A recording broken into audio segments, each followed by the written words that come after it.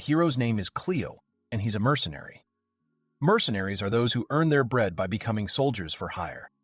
They will accept any job as long as they promise money for it. And that's how he came to the royal capital, to accept a contract for the destruction of some bandits who were causing riots in the vicinity. The bald man said that after the previous battle, they were sure that there was practically nothing left of this criminal organization. But under the leadership of their leader, the unfinished ones continue to stubbornly fight back. The mercenary Cleo was listening. In short, the surviving bandits turned out to be surprisingly strong, and since they did not want to continue losing their own soldiers, they decided to turn to mercenaries instead. The man didn't care how they did it. Let them use tactics that they liked. Exceptionally famous mercenaries have gathered here. The request must have come from the kingdom itself. Although they were only tasked with the extermination of bandits, they receive such a reward for killing a leader that they can live carefree for a couple more years. It's a sin for any mercenary to refuse such a glorious offer. He had never had such competition before. However, he has already killed bandits more than once and more than twice, and has long developed his winning tactics. The bald man said that everyone can disperse. To be honest, the hero does not intend to lose. The one who will defeat the bandit leader will be him. A little later, there were shouts for him to stop. Did he really think they would let him escape? The hero ran forward from a bunch of bandits, repeating in his mind many times that he was arrogant. He was too arrogant. He was going to defeat the leader. But it's just impossible. His subordinate was difficult for the hero in battle, and he's already at the limit. These guys are just terribly strong. They're all strong men. There's an army of them out there. He wondered what kind of place they were in. A bunch of unfinished ones, as that fool said. But still, they are all weaklings, not opponents compared to the most dangerous of them, the bandit leader. He single-handedly dispatched almost all the mercenaries who accepted the contract. He's too strong. His power is on a completely different level. He is not a man, but a monster in human form. This is not a joke anymore. With an enemy like him, even a tenfold reward would be too small. But there's no point in whining anymore, and we need to get out of here. The hero has a dream, and he will never die here in such a place. He could barely breathe, promising himself that he would definitely survive. At that moment, a man with a blade jumped out from the side. The guy did not have time to react and was stabbed in the chest. He thought they were joking. He was thinking who this man was and why he did it. The guy was thinking a lot about himself, that this can't be happening. Was she in league with the bandits? She must have overtaken him. Is he really going to die in such a place? The girl pulled back her hood, looking at him. After a while, the guy woke up and started screaming. He touched himself, wondering if he was alive. The hero did not understand if it was serious and how it happened, because he was hit in the chest. The girl in front of him corrected that she had not been hit, and that the dagger was a fake. She exhaled, saying that she was alarmed, and decided that he died of fright. The guy was screaming that he thought he was going to die. What did he do to her to make her do this to him? What did he do to her to make her do this to him? The guy noticed that this girl was not human. He did not expect to see such a thing in these parts. There was a lot of discrimination here, and he was ready to swear that the Inhumans would stay away from here. It doesn't look like she was in league with the bandits, but... The girl interrupted his thoughts, telling him to be glad that it was a toy knife. She noticed that he was letting his guard down too much. With his reflexes, you need to be always on the lookout. The guy, getting angry, shouted at her, insulting her and saying that she didn't show off too much. She attacked him herself. The girl gave her name as Kohaku. The girl introduced herself as Kohaku, not as the guy called her. The guy thought about how infuriating this girl was to him. He shouted that he hadn't asked for her name. She replied that she hoped they would get along. The guy started when he heard the scream. He was scared and said that those damn bandits were back, so they're still chasing him. He called out to the girl and asked if she had heard those screams.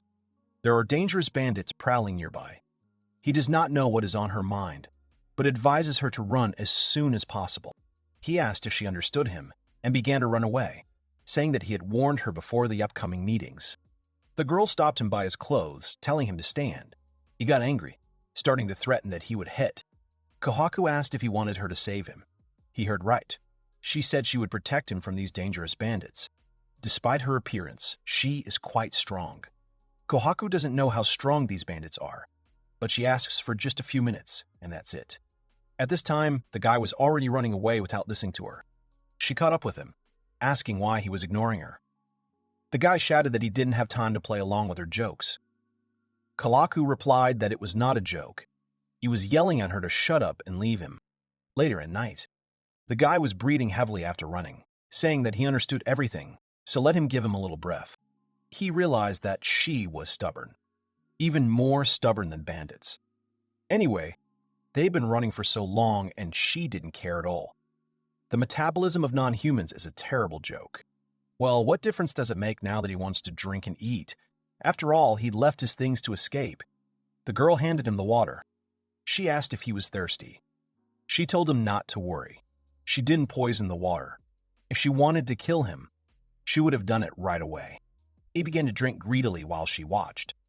She held out the food, saying that she had some bread left here. She didn't have time to finish telling him not to worry, because she hadn't poisoned him, as the guy grabbed him and started eating. The girl watched him in silence. The guy noticed this and called out to her. She shuddered as she turned around. He asked why she was helping him and what she wanted to achieve with it. He immediately said that even if he remained in her debt, he was not going to repay it in any way. The girl asked if she needed a reason to help someone. The hero replied that he still needed it. In any case, he would not have moved without a reward. He was orphaned because of the war and almost lived on sewage alone. In his lifetime, he became convinced that those people who are not close to you and help you for free are more dangerous than others. He doesn't trust people so easily. The girl understands that it was not easy for him, but he should not worry. She will not do anything wrong with him. The guy screamed, asking if she had forgotten how she attacked him on the spot. She repeated that it was so that he would be more attentive. He shouted at her to shut up and stop talking nonsense. Thanks for the bread and water, of course, but to be honest, she's pretty suspicious. If she's going to keep following him, then let her honestly say what she's up to. If he doesn't tell her, he'll drive her away, even by force. The girl replied that she wanted him to survive. The hero was surprised to say that he did not understand. Why is she even talking to him like he's going to die? She replied that it was because he was really going to die. The guy screamed that he would not die. The guy screamed that he would not die. The girl looked at him seriously, claiming that this was not the case and he would die.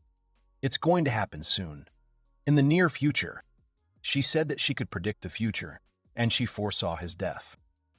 He's going to die because it's his destiny. The guy was thinking that he had messed with some kind of abnormal and even terribly dangerous person.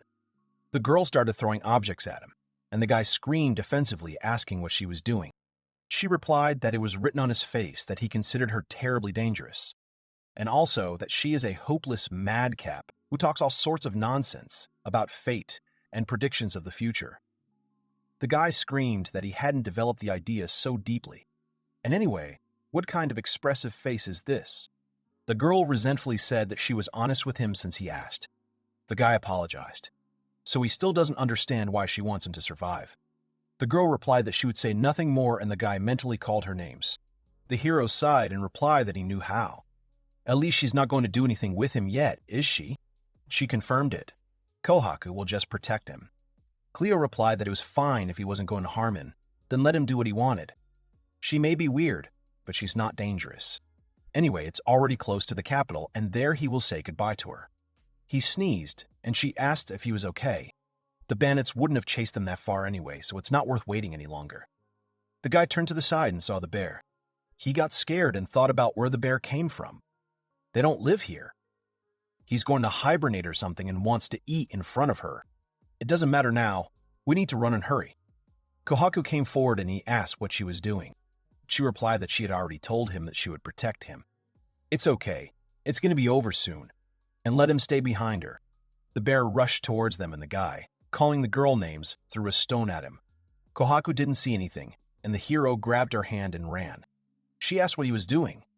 He called me names again and said that it was the bear Ferris. They always go in packs. They've only seen one, but he's got a bunch of friends coming up anyway. If they get together, they're finished. The girl said that it was okay. She would defeat them. The guy denied, saying that it was impossible because they were bears. He said not to talk nonsense and run. She remembered that he had told her to do whatever he wanted, and he shouted at her to shut her mouth. He doesn't know what happened in her life, but she should appreciate her more. The guy stumbled and fell, and she asked if he was okay. She touched his forehead, surprised by his heat. He's feverish. The guy asked me not to touch him. She noticed that he was completely exhausted and needed to rest a little. He told me to shut up again, because he was just a little tired from running all day. Let him say what he wants, but that's how he spent all his strength. He asked me to shut up again. He said about the house, he bought himself a house, and he immediately warns her that it cannot be compared with what the nobility would buy for themselves. A man like him could only afford this house by risking his life. The house is far from the capital, and it is quite old and dilapidated, but there is a fairly large garden. If he saves up some more money, he will buy himself cattle and grow his crops. He is thinking about a self-sufficient life. Exactly. He will live a peaceful and stable life. That's his dream. That's why there's no way he's going to die in a place like this. The girl thought about home, a place where it was safe. She caught up with the guy saying that his house sounds good. She said she was going to live with him, and he screamed, asking why. She explained that it would be easier to protect him that way, and she thought it would be much safer than wandering around. She asked if he had any rooms available, but he replied that he did not. He asked when she would leave him alone. He would say goodbye to her as soon as they reached the royal capital. Kohaku is very sorry because he won't make it. He told me to shut up again, because it would come to that, but I stuck with him. When he saw what was ahead, he was delighted, saying that while she was talking nonsense, one of the fortresses of the kingdom was visible ahead. They are saved, and now there is no need to run even to the capital. The girl asked him to wait a second, but he didn't listen. Shouting that he would be fine, he had already been through so much, and he was alive. He saw the corpses of the royal soldiers and asked what had happened here. The girl clarified that it did not seem strange to him that the gate was open at night. He said it couldn't be. Turning to the side, he saw the leader of the bandits. They were surrounded from all sides. He said it couldn't be. You want to say that some bandits have captured such a huge fortress. What is it? Something is not clean here, and why this nightmare will not end in any way. He thought of Kohaku, but he began to deny it. Everything that happened was his fault. This is not fate. He doesn't believe in fate. We need to come up with the best solution. He is sure that there is some way to survive, and he needs to think. The bandits saw a girl with him, but were unhappy that she was not human. Although what's the difference between a human or a non-human? Only they were told not to cripple her. Otherwise, they won't be able to use her in the future. Cleo said he would buy her time and let her run away. They were both surprised, and the guy thought what he had just done. Behind them, the bandits have already decided who gets the girl. The guy started screaming, thinking to himself that he would stop doing this. What he's doing, he needs a way to escape, to look for where to run. But instead, he shouted like a bandit, insulting and promising to finish them off. The men got angry, promising him what he would get. The guy was screaming again and thought that was enough. But it was useless because my head had completely stopped working. Cleo mentally repeated that he was going to die now. Damn his dream, his house, his usual life. But he doesn't want to give up. A stone flew into one of the bandits, and the man flew away. The hero, like the others, stood there not understanding anything. Many more stones flew behind him, hitting the bandits. In just seconds, all the enemies were defeated. The shock guy did not understand that there was some kind of magic now. Although no, he had already seen magic a couple of times, but never such an incredible one. He wondered who could do such a thing, and turned around realizing that it could only be her. Kohaku was casting spells behind her. The guy wondered who she was. The girl called out to him. She looked displeased while asking if he was an idiot, wasn't he? This decision of his was not too smart. He would have died for sure. And he himself said that he was not going to help anyone without a reward. He shouted that it was not so, and she did not understand. He had a clouding of his mind. But still the girl thanked him. He was trying to protect her. The guy insulted her and said that wasn't the point. He stopped thinking. It doesn't mean that he was trying to help her. But thanks to this, the girl finally decided. The guy asked again about her decision. Someone released magic, and the bandits were set on fire. They were shouting loudly. The guy was surprised at what was going on. Kohaku immediately realized that the bandit leader had done it. The man surrounded by fire said she was strong. He feels a powerful force in her. He was waiting for the day when he could fight a powerful creature like her. The hero was shaking when he saw the leader. To think that he would do such a thing. Kohaku told Cleo that it was dangerous here, so he needed to move away. She will quickly put an end to everything. The guy stuttered and asked her to stop. Now he knows she's strong, but they can't handle an opponent like him. They have to escape from here. The girl told him not to worry.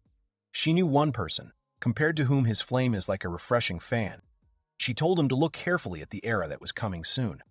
The guy repeated her words without understanding them. The leader took up his sword. He struck at the girl, but she easily beat them off. Everything exploded from their duel, so the hero ran away in a panic, hiding in a shelter. He didn't understand what it was. The surviving bandits also ran away screaming. The shocked hero repeated that it was all a dream and he was imagining it. It's impossible. How could a one-on-one duel escalate into a battle of such proportions? They continued to attack each other. The hero thought it was a curse. He doesn't understand anything anymore. Where did they get such strength from? And how did he end up in the middle of such an incredible battle? He doesn't understand anything. What he is sure of is that if his inhuman girl loses, he is finished. Until the last moment, he thought she was a hopeless dreamer. But now, he can only rely on her. Let her think about him whatever she wants. He wanted her to win and defeat the bandit leader at all costs. At one point in the battle, the leader was behind Kohaku. Cleo screamed at her to turn around. The girl was able to repel the attack and injure the man. Everyone was shocked. The guy looked at her in disbelief, saying that she had succeeded. But the leader did not give up. He struck again unexpectedly, but the girl parried him again. The man said it was strange. He has managed to unleash more power than usual, and still despite this, he still cannot defeat her. Saying that it was great, the man collapsed to the ground. The girl exhaled and turned around. Behind her, everyone was looking at her in shock. Cleo said in disbelief that she had won. The bandits whispered that they had lost, that it could not be that he, who was capable of crushing the country, had lost alone. The girl noticed that she was also wounded in the arm, from where blood was dripping. She saw the bandit's sword. The bandits shouted that this was no longer a joke. They followed the leader only because he promised them a good life. They had never heard of such monsters before. The guy watched them run away and said that even though they were his enemies, he sympathized with them. It's too much for ordinary people like them. It was too serious. He still can't believe it. Even siege weapons cannot cause such destruction. The bandits ran away screaming while he thought that he really had survived. She really saved him. He thinks he should at least treat her, but he won't let her live in his house. The girl turned in his direction. At that moment, arrows pierced his chest. Cleo fell to the ground as the arrows continued to fly. The bandits recognized the flag. It was reinforcements and very bad timing. These are the elite troops from the kingdom. The chief ordered his troops to kill them. The damn bandits didn't know what they were getting into. Let them show them what happens when they get really angry. While the battle under the moon continued, Cleo lay on the ground and thought that it was a curse because he didn't even have the strength left. In the background, the soldiers were ordered not to let any of the bandits escape and kill. He's really finished. Until then, he had somehow been able to get out of problems, but he could not do it. He doesn't want to believe it, but the inhuman girl was right. Fate really exists. If you think about it like that, misfortunes have been falling on him one after another lately. It was probably a sign that death was coming. He recalled the past thinking that he couldn't do it anymore. His consciousness was slipping away. He doesn't want to die. He doesn't want to die yet. He doesn't want to die. The girl looked at him, saying that even though the threat had disappeared, she did not expect him to die like this. That's why she told him that he was letting his guard down too much. She's joking. To be honest, she already knew that this could not be avoided. No matter how careful he was, even if she had blocked him from the arrows, he would have just died because of something else. That's what fate is. She tried to defy her, but it was useless. No matter how much she predicted the future, she couldn't change the fate of even a single person. But still, she was right to follow him. They didn't spend much time together, but it was enough to roughly understand what kind of person he was. The battle continued. The soldiers felt the earthquake again. They shouted to everyone to be careful because the tremors are quite powerful. The soldiers did not understand what was happening and shouted at each other to retreat. Kohaku told the guy that he was a ray of hope that she had finally found. A faint ray of hope. Surely it's all in vain. She probably won't change anything. The girl's magic began to envelop the guy's body. But still, she thought she should entrust everything to this ray of hope. Her magic illuminated everything. His destined death cannot be changed. In that case, she will resurrect him after this death. She gives him her life. A flash lit up everything around, and the soldiers and bandits watched. The girl repeated the name Cleo Verndio and asked to change the future that she predicted. In fact, he didn't expect much. A boy on the side was calling for Cleo, asking why he was stuck. If they don't hurry up, they'll be yelled at again. The second guy complained that he was already hungry. Cleo said nothing in displeasure, looking ahead. One of the children, looking at the sky where many stars were visible, shouted in surprise that she had flown by. The second, noticing this, also shouted that it was true.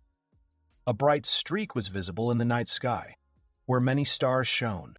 One of the children screamed that it was a shooting star.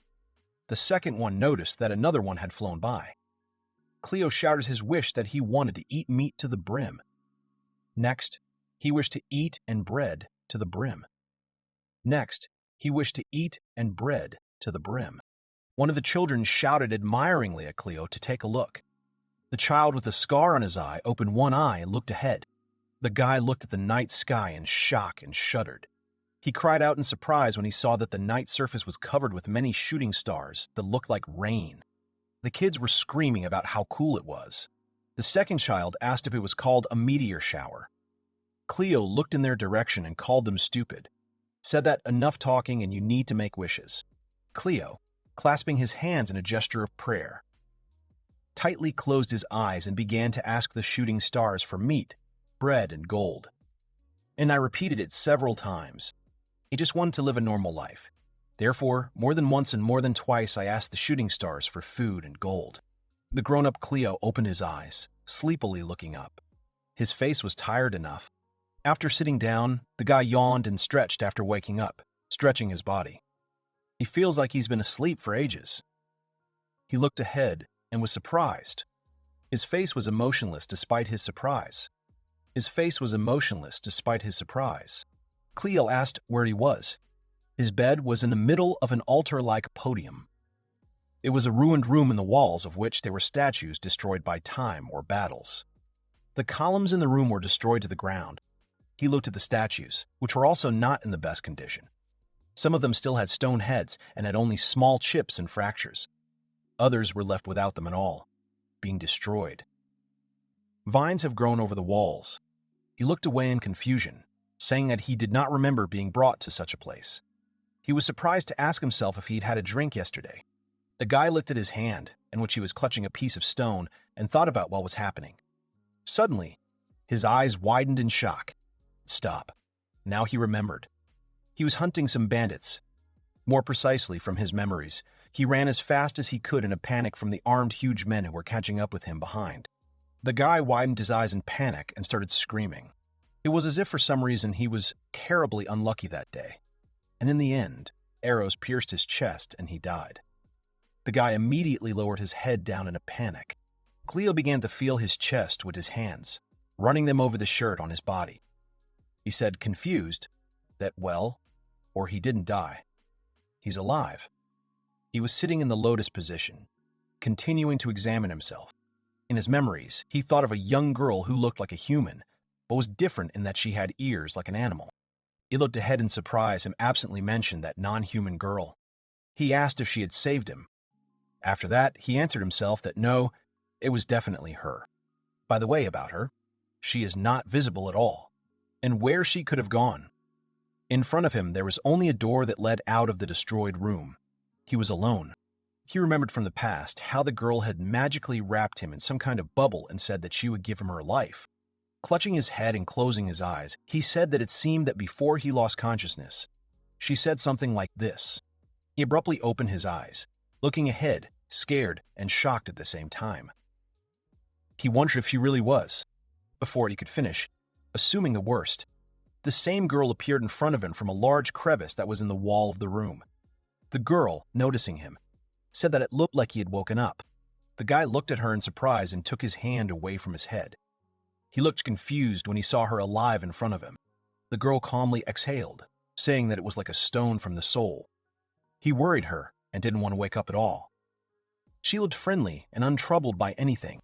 She quickly ran closer to the hero, asking if he was feeling well, and there were no strange sensations anywhere in his body.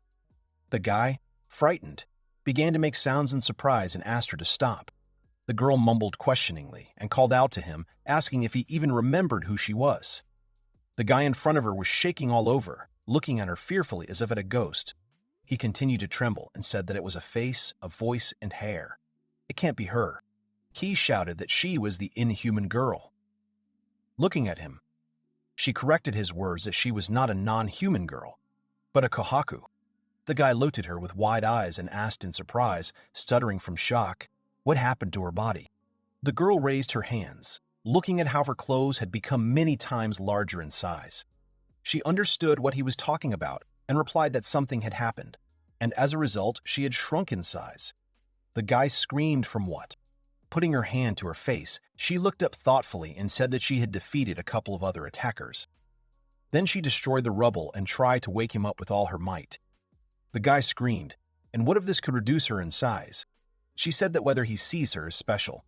When she spends too much mana, this happens to her. The guy exclaimed in surprise that yes, special is an understatement. He was thinking that she was an oddball, as she always was. He's worried for no reason, but she's kind of acting like her usual self. The guy continued to look at her excitedly. Kohaku said that it doesn't matter now. They need to get away from here as soon as possible. The guy looked at her in surprise and repeated her words, asking about the need to run. At that moment, everything began to shake.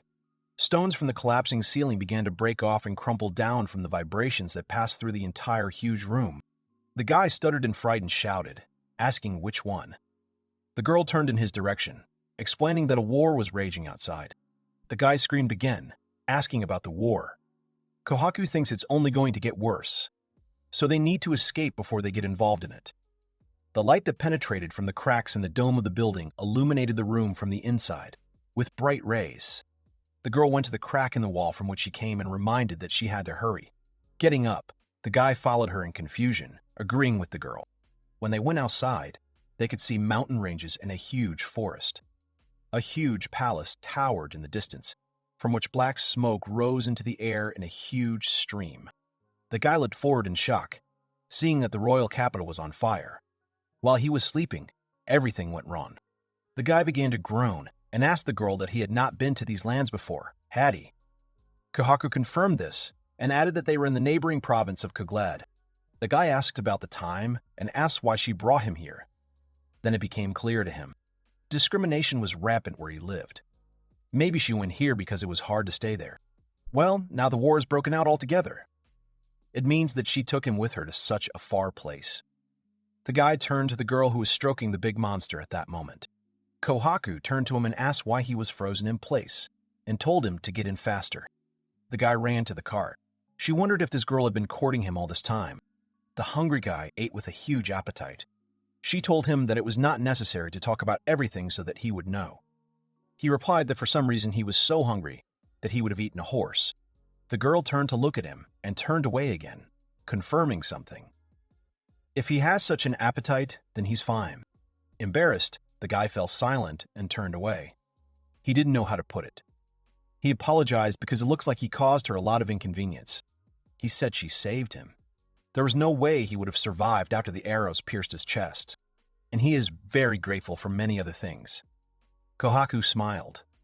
Well, where did such gentleness come from all of a sudden? She was interested in it. He asked me not to say that.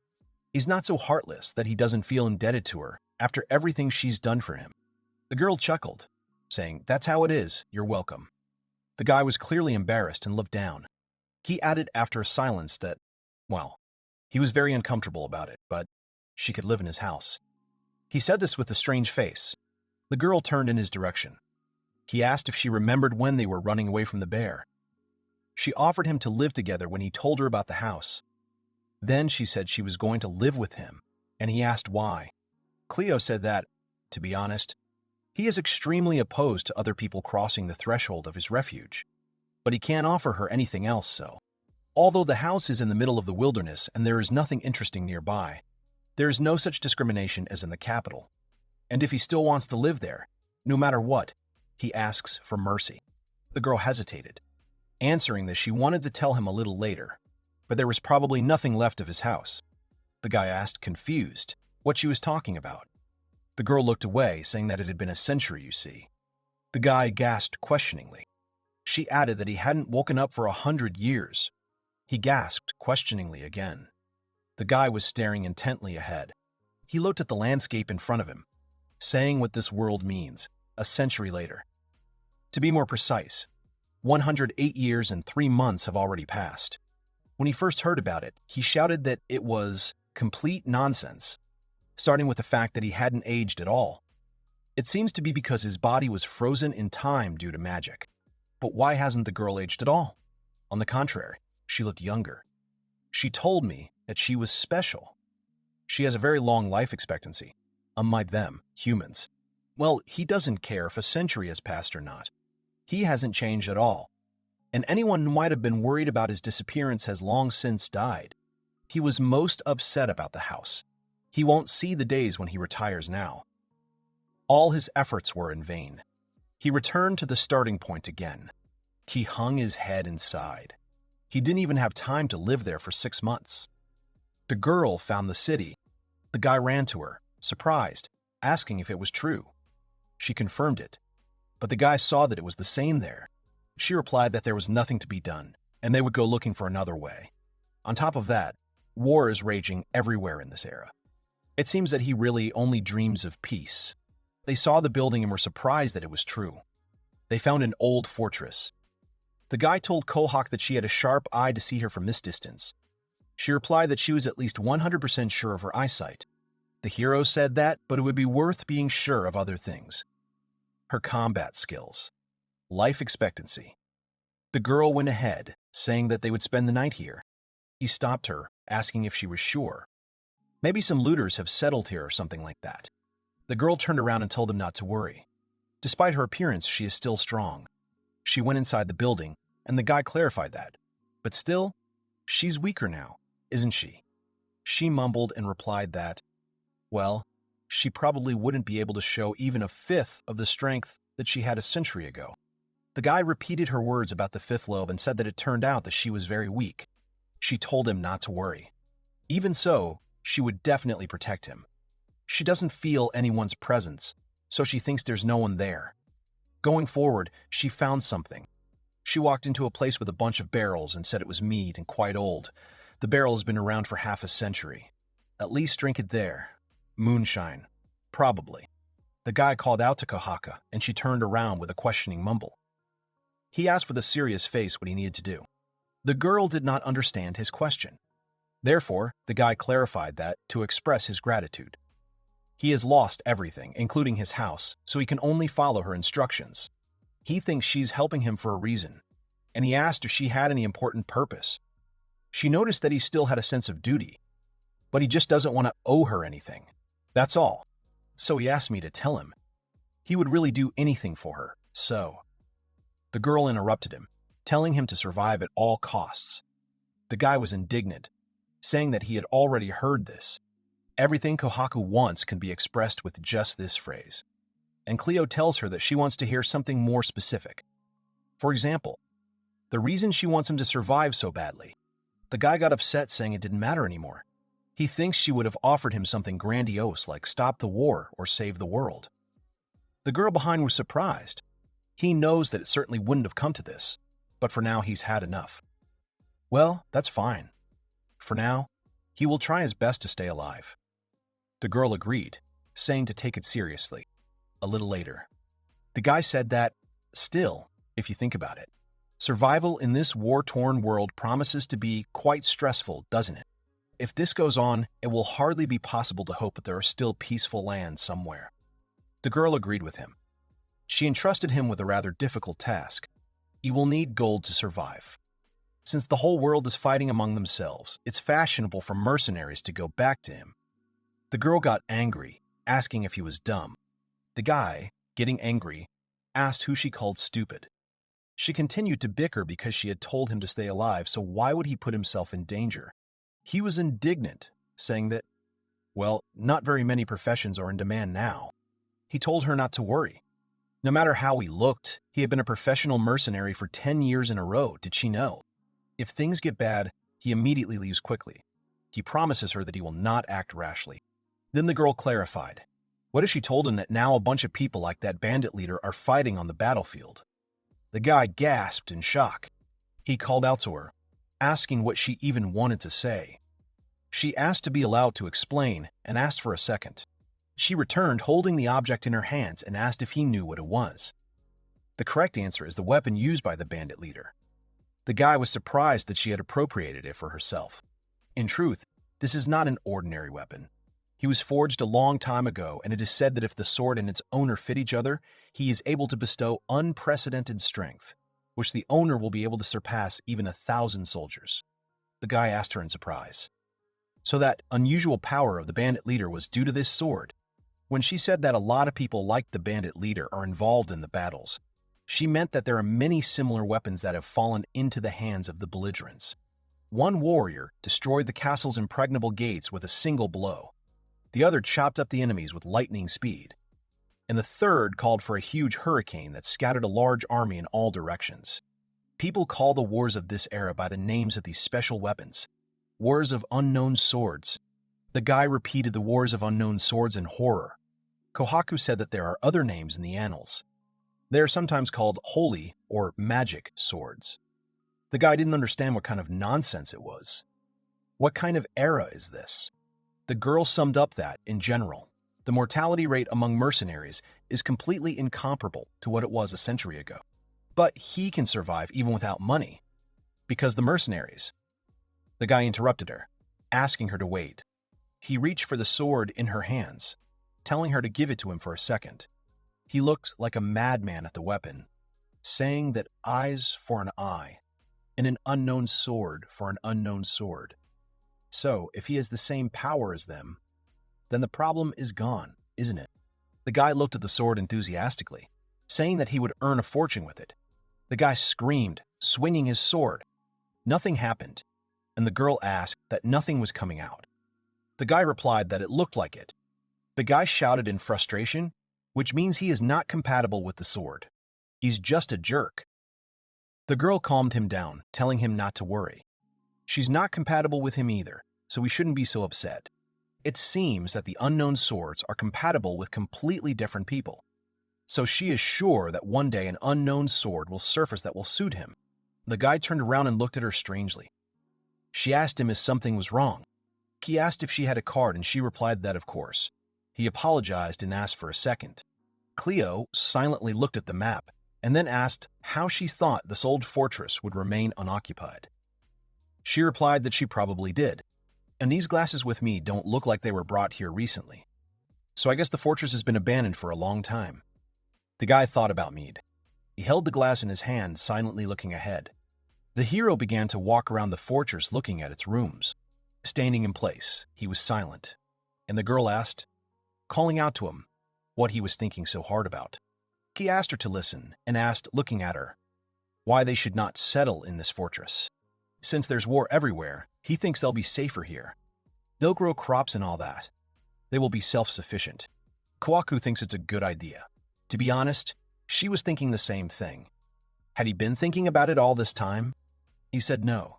He had another idea. In order to definitely survive in this era, he thinks that he still has to find himself an incredible sword that he can use. Kohaku asked if he would go in search of the sword after all. He is convinced that by doing this, they will make their construction of the fortress meaningless, so they will wait. He suggested opening a tavern.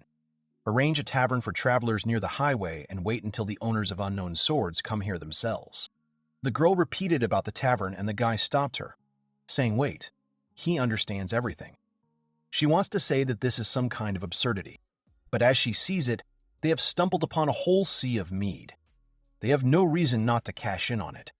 Besides, this good-aged mead tastes like heaven in a bottle. If everything is successfully turned around, they will also earn good money. He knows from experience that he is a former mercenary. They're all terribly grateful to the taverns in the backwoods. In fact, their target is warriors from neighboring lands. They'll drink them at a price slightly higher than the market price. Now there is a war everywhere, and he is sure that the demand will be serious. He asked her what she thought. So they will be able to search for unknown swords and earn money. In the worst case, if they do not stumble upon unknown swords, then at least they will earn. So the situation is a win-win. The girl understood. The tavern means for travelers. She hadn't thought of that. He asked if she agreed that it was worth a try. Kohaku was silent, thinking, and then said that it didn't sound bad. She only has one question. If an unknown sword compatible with him appears, how does he intend to get it? He replied that he would have time to think about it over time. She replied that it was clear to her, so he was hopeless. But, well, she thinks his optimism is wonderful. He is a little naive, but she likes such character traits. Besides, running an institution sounds like a lot of fun. The guy laughed, saying that now that they had decided on a goal, he was all on edge. Once they got down to business, he would try his best. He shouted that it was time to get to work. They will create the greatest tavern on the entire continent. Kohaku told him not to overwork himself to death. They were working on the land, and Cleo said it was great, and that would be enough for now. The girl agreed, because if they plowed even more, they would not be able to cope with such a volume of work. Open a tavern and find unknown swords. To achieve both of the goals they set for themselves, first they had to get a solid foothold under them. So the first thing they did was plow their field. The world is mired in wars. Right now, nothing is more important than a stable food source. This simply cannot be ignored. But the guy was wondering if he would grow anything here. He's a little worried. Koharu said that everything was fine. Although the soil here is very sad, they will somehow cope. On one side, there were Tedamino tomatoes with red carrots. In the other, chili beans and borin cabbage. Next to it, there are Corcadian potatoes.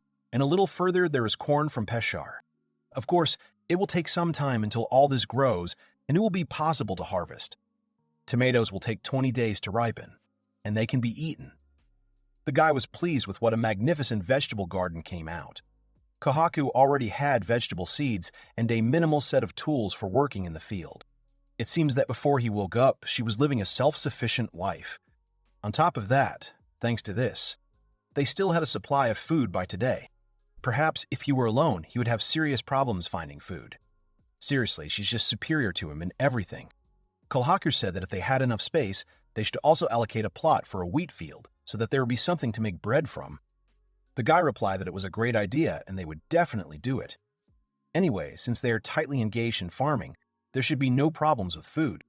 However, there was another question before them, of paramount importance, which we had to solve. The guy looked surprised, asking if this was really all that was left. He scored so much yesterday. The question is about the water. A lot of water is used for watering, especially with a field like theirs. And tomorrow, they'll use up everything that's left. The guy resigned himself. What can you do here? He's going to start typing again tomorrow. It's not like they had nowhere to get water. That's just the way to the nearest water source is tediously long. 4 hours of walking, not counting the way back. 4 hours even if you leave in the morning. When you return, the sun will already be setting. The girl said it was inconvenient. The guy agrees. And besides, it's dangerous in the first place. Kohaku summed up that these are the consequences of the war. This is no longer the group of robbers that they had noticed before. They are bred here like mosquitoes. Well, it's better than if they joined together in a huge clan. Let them kill each other. Maybe one day it will all end there. The guy said it was very likely that they could be dragged into some kind of war, so the distance to the nearest source is a serious matter. Kohaku suggested that if so, she could move closer to the water source. But the guy said that's not an option. He is quite happy with a place where there is nothing in the area.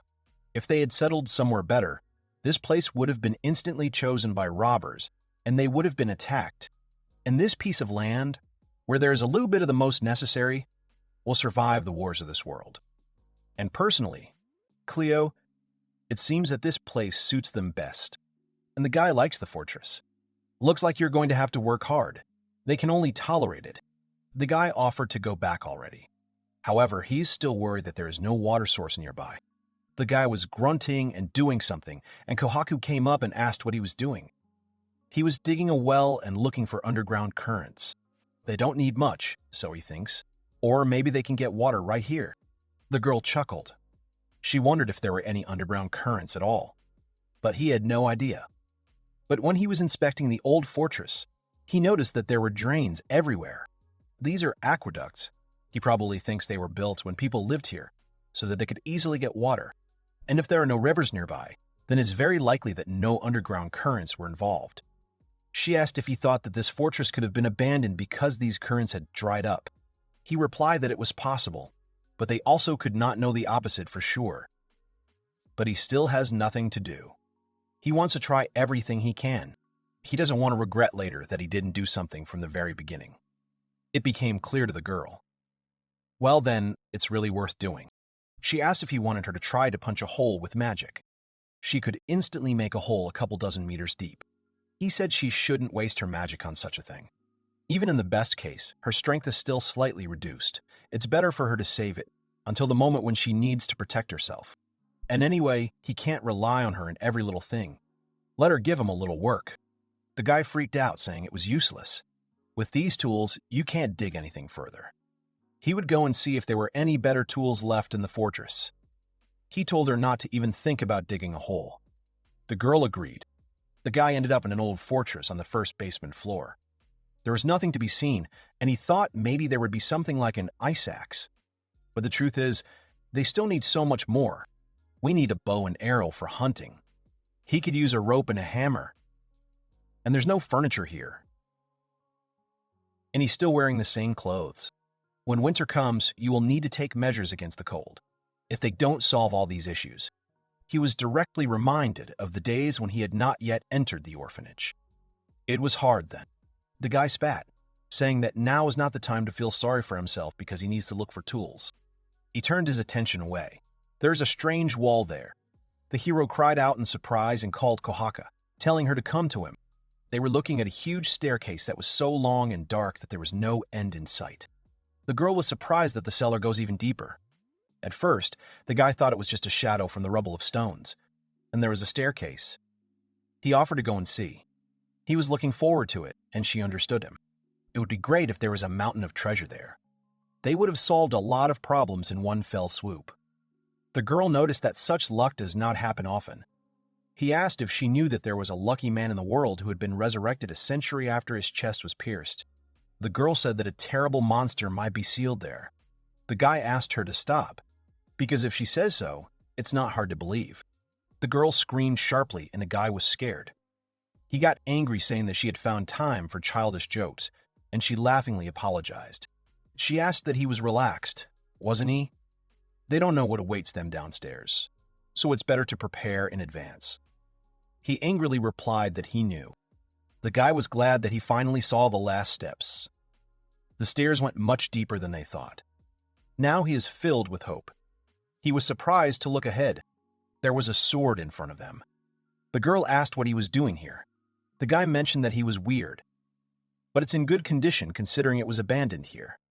Is this really it? Looking at each other, they both said at the same time that it could be an unknown sword. If it's really an unknown sword, then they're terribly lucky, aren't they? For some reason, it seems to him that he has found his unknown sword. He was screaming. Puffing, he tried to get it out. It didn't work out for him. He's stuck so deep that he can't get it out at all. Rolling up her sleeves, the girl decided to try it too. She's not very confident in her strength, but she's going to be stronger than Cleo. The guy said to watch so that she didn't pull her hand. Counting to 2, the girl began to pull, and liquid began to flow out from under the sword. Magic began to flow around Kohaku. The guy looked at it in shock, realizing that it was water. He was glad because it was an unknown sword after all. That leader's sword was shooting flames, and this one is letting out water. He asked if she wasn't happy. It's an unknown sword compatible with it. The girl did not answer very happily. which seemed to be the case. It became clear to the guy. This means that these drains everywhere were indeed aqueducts, and this unknown sword was the source of water. The guy laughed, saying that they had succeeded. Their water issue has been resolved. The water kept rising, and the guy told the girl that he already understood everything, and she could calm down and stop the water. The girl replied that she was not stopping. It seems to flow out by itself. The guy panicked, saying that it was because she was holding him in her hands and she needed to let go of the sword. She replied that she couldn't. He has some incredible power. She feels as if mana is being sucked out of her. Her body doesn't obey her. She asked him to wait because she thinks she can let him go now. He shouted that time was running out and she needed to hold on. He was trying to help disconnect. They fell, and he was glad that he was able to separate them. The water flow increased, and he did not understand how. The girl began to drown and tell him to run away as soon as possible. The flow increased, and he grabbed her in his arms as he ran away. He climbed the stairs with her in his arms and screamed as the water behind them quickly caught up with them. As a result, water gushed out of all the cracks of the container fortress in a large fountain. The two of them were washed out. Lying down, the guy said that they had escaped. He noticed that they were having a new trouble. The girl realized that unknown swords are capable of such things. Cleo asked if she was okay.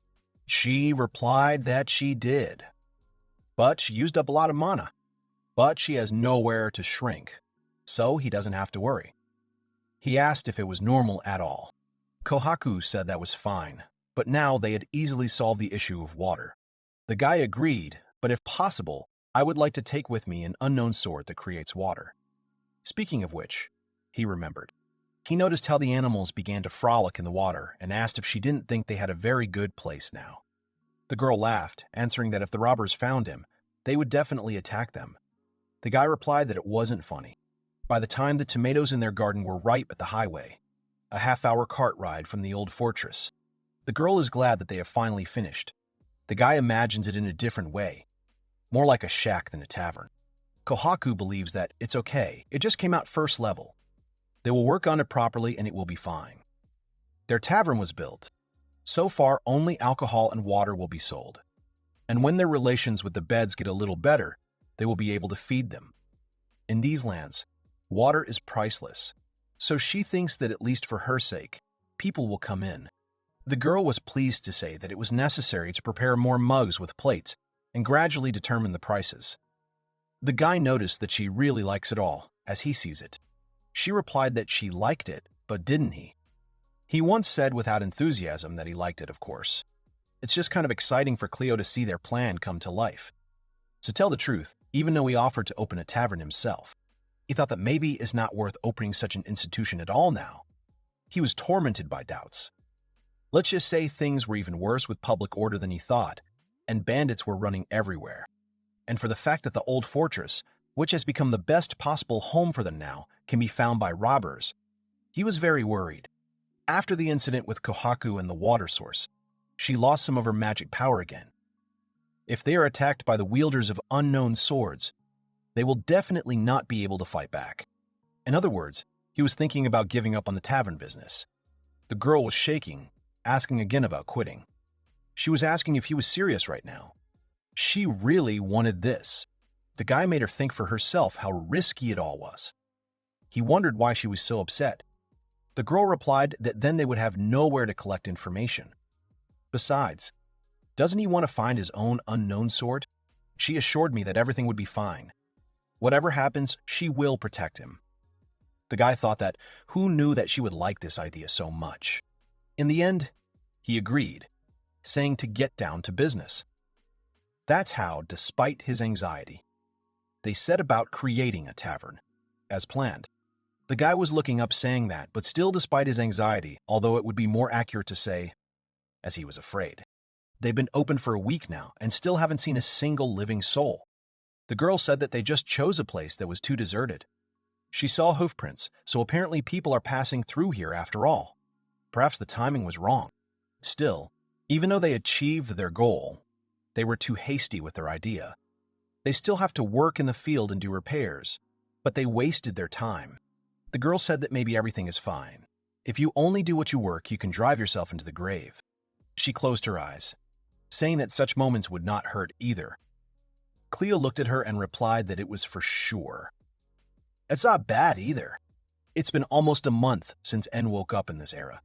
How quickly time flies. If you think about it, he never asked about anything. He didn't ask where she was from, whether she has relatives or friends. Why did she decide to help him, and what is her goal?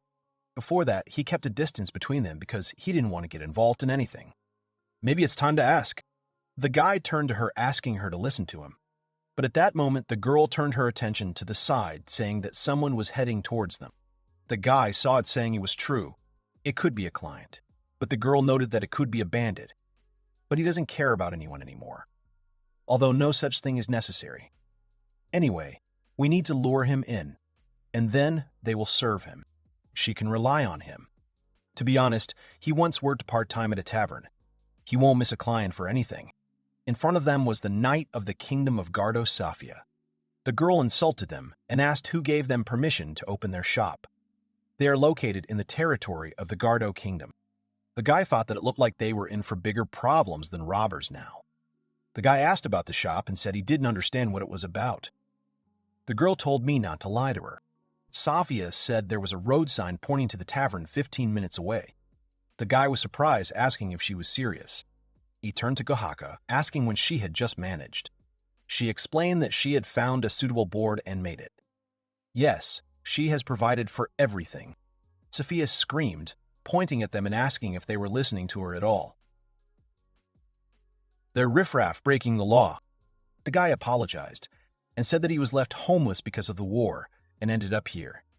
He thought that in such a wilderness, this land did not belong to anyone. Kohaku asked if the Gardo Kingdom was a small country to the west of here. The guy asked what she was like. The knight said they didn't know. The Gardo Kingdom had won the previous war, and their possessions had expanded significantly. Someone screamed, saying that it couldn't be true. In times of war, everything changes so quickly. Safia said they could turn a blind eye to opening an establishment without permission. However, they must leave this area immediately. Kohaku asked if they were evicting them. Cleo summed it up by saying that, in general, all they needed was to get the permission of the Gardo Kingdom. He said they would get this permit and open their tavern without any scruples. They will go to the kingdom tomorrow, and today the knight will have to endure not spending the night in the open air.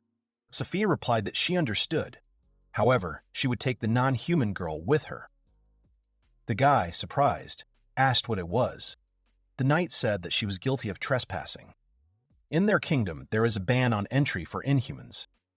Therefore, she must go to jail before they receive further orders. The guy got angry, saying that she was an infection.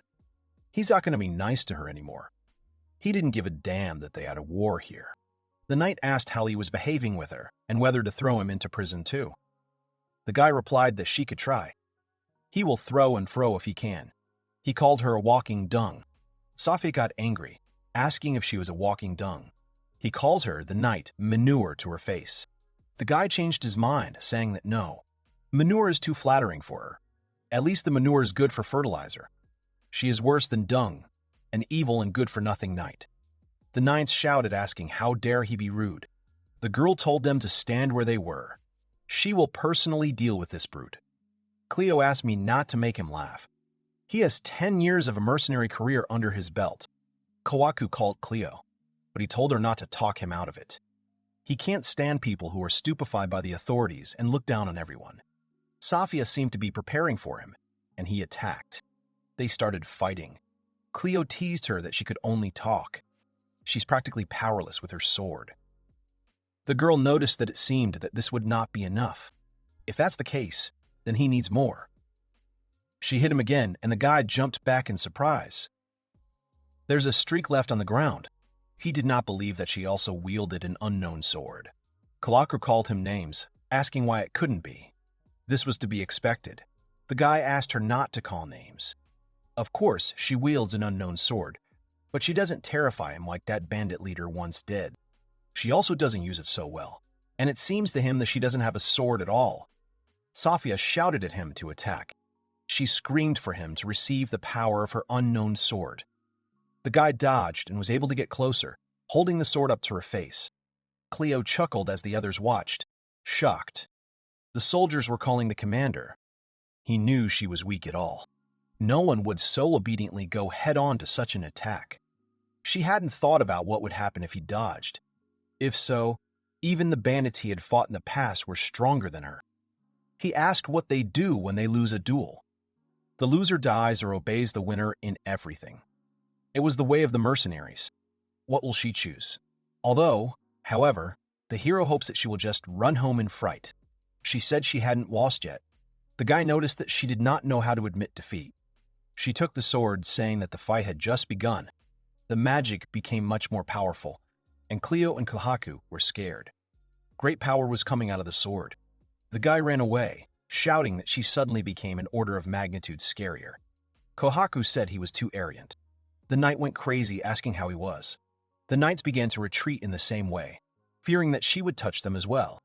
With one blow, she demolished their tavern, and Kohaku looked at it with her mouth open in shock. The guy realized that she was dangerous after all. She just blindly hit with this technique, but this is their chance to escape while they can. The girl said she would not forgive. They put so much effort into building it. The knight looked around where they had gone. She noticed them and said that this time he would not get off so easily and would taste her true strength. Kohaku hit her, and she flew off to the side. She told her not to dare to destroy what someone was trying to build. The guy thought it was strange to hear that from her. He thought Sophia was dead, but she was still alive. Kohaku was really incredible, and now he feels stupid that he was afraid of bandits. The girl had told him that she wanted him to survive. The guy remembered those words of hers, but it seemed to him that he could handle Sophia. Kohaku was angry. The guy asked her not to be angry. She promised that she would hit him if he behaved so recklessly, and he promised that he would not do it again. Men praised the booze, saying it was delicious. Cleo boasted that this drink was their pride. Although they just found him, Cleo hinted to them that if their country bans their tavern, they won't try it anywhere else, so they need to think about it. If they understand, then let them drink and pay money. Sophia thanked Kohaku for taking care of her wounds. Kohaku said the wounds were light and apologized for losing her temper a little. Although the girl measured her strength, it should still hurt. The knight replied that it was her fault. She asked to be allowed to apologize for this incident. Kohaku said it was her job after all. Besides, they ordered a lot of drinks from them. Sophia hugged her. When Cleo saw them, he asked why they were hugging and joked at her, saying that they did not have such an institution and she needed to find another one. Sophia began to justify herself, saying that he was wrong and was in a fit of sisterly feelings. She apologized to Kohaku. She told Cleo how many times she needed to be told that her name was Sophia. She's the commander of the 4th Cavalry Unit of the Kingdom of Guard. He told her that he had already understood, let him drink and pay money if he wanted to apologize. He can also pour water. She drank it all in one gulp, saying to underestimate the liver of knights. She would show him the depth of her apologies. She told him to pour more. Night fell. The girl got drunk and started talking about the fact that the country has increased and the laws have become stricter. She complained that because she could use an unknown sword, she was already appointed as squad leader at that age. It's an honor, but everyone looks with prejudice and the responsibility is great. It's just a nightmare. She works day after day, and no one will even praise her. She tries so hard, but no one will admit it. The guy realized that she had accumulated a lot of stress. She said that they had been hiking for 7 days in search of the Thunder Swordsman. She even climbed into such a hole without really resting. She wants to go home. Cleo asked who the swordsman was. The girl was surprised that he had not heard about this case. 10 days ago, a wandering swordsman appeared in their country. He cut down more than 100 soldiers in one night. He was named Thunderstorm in honor of the thunderstorm demon from the local legend who had the power to control lightning. Like a demon, this swordsman wears horns and wields lightning bolts, which is why he was nicknamed so. Such swordsmanship, and at the same time the power of thunderstorms, are very unusual for these places. Neither ordinary soldiers nor troops of warriors with unknown swords were able to catch him. Whether he's a spy for their other country or just a maniac, he's terrifyingly strong. Cleo said it looked more like a local horror story than Highwayman. Sophia's task is to find out the truth. They were sent to the area to catch him, but in the end, they could not find a single clue. The girl started shaking and Cleo thought she was throwing up. The girl started crying, saying that if they come back like that, everyone will mock them. She doesn't want to go home now. Cleo remembered that she had just been whining that she wanted to go home. She asked for more, and the guy told her to stop. In the morning, Safia apologized. She always starts whining when she gets drunk. She's a bit of a bad drinking buddy. The hero said that a little is an understatement. Kohaku was grateful that they had drunk so much and there was no need to worry. Cleo replied that it would actually be worth it. Safia told him that they shouldn't worry about the tavern. She will decide everything. As she left, she said goodbye to them, apologizing once again for the trouble. Kohaku asked me to take care of myself. Cleo shouted after her so that she wouldn't get too crazy and come back. He would listen to her whining again.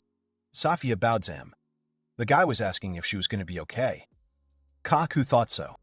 They went to the fortress. The guy is terribly tired. Kohaku said that everything was fine. They have earned and they will get a license. But the guy was worried about the story of the swordsman. He is terrified that so many people are being killed off the battlefield in order to get wanted. Kohaku has wasted her strength and you should not rely on them. It's time to think about protection. They were thinking about protection options like mercenaries or walls and traps. They need to think carefully because you can't spend money indiscriminately. And now they need to go to the field. The girl called out to Cleo, telling him to stand.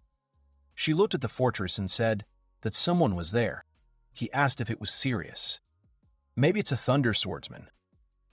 She felt that there were several of them and told him to be careful. Behind him was a man in a mask and with a blade. The hero screamed. The earth was cracking with magic. A stone flew with the man, but he fought back. The attacker pulled away from them, jumping back. Cleo asked who he was. He was apologizing to the girl for not noticing him. She replied that he reacted well because she didn't even notice him. Perhaps this is his unknown sword. The guy assumed that the sword was hiding the presence. She told him to be careful. They were surrounded and probably the others also had unknown swords. Cleo said that there are a lot of them, and if everyone has swords, then everything is bad. The girl was comforting him. The guy noticed that they were from a guild of assassins called Three-Eyed Masks. Kohaku asked if he knew them. He said that they were wearing exactly the same masks 100 years ago. There are many killer guilds, and they are the most monstrous.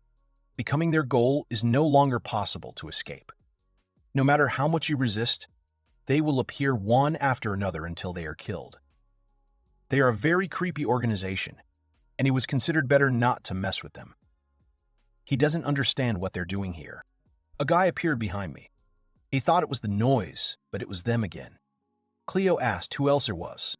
He said that if they didn't stop, he would kill everyone. Cleo noticed the horns on his head. Kohaku was watching. The killers went to the guy. He struck all the masked attackers with his lightning bolt. Cleo screamed when he saw the lightning. The lightning swordsman continued to be attacked, but they did not have time to attack him. He quickly and accurately struck everyone who approached him with his lightning bolts from an unknown sword. Cleo squeezed his eyes shut while Kohaku stared intently ahead. All the assassins were hit and lay on the ground. Cleo was shocked. He remembered what Knight Safia had said about the Thunder Swordsman and understood. It's definitely him.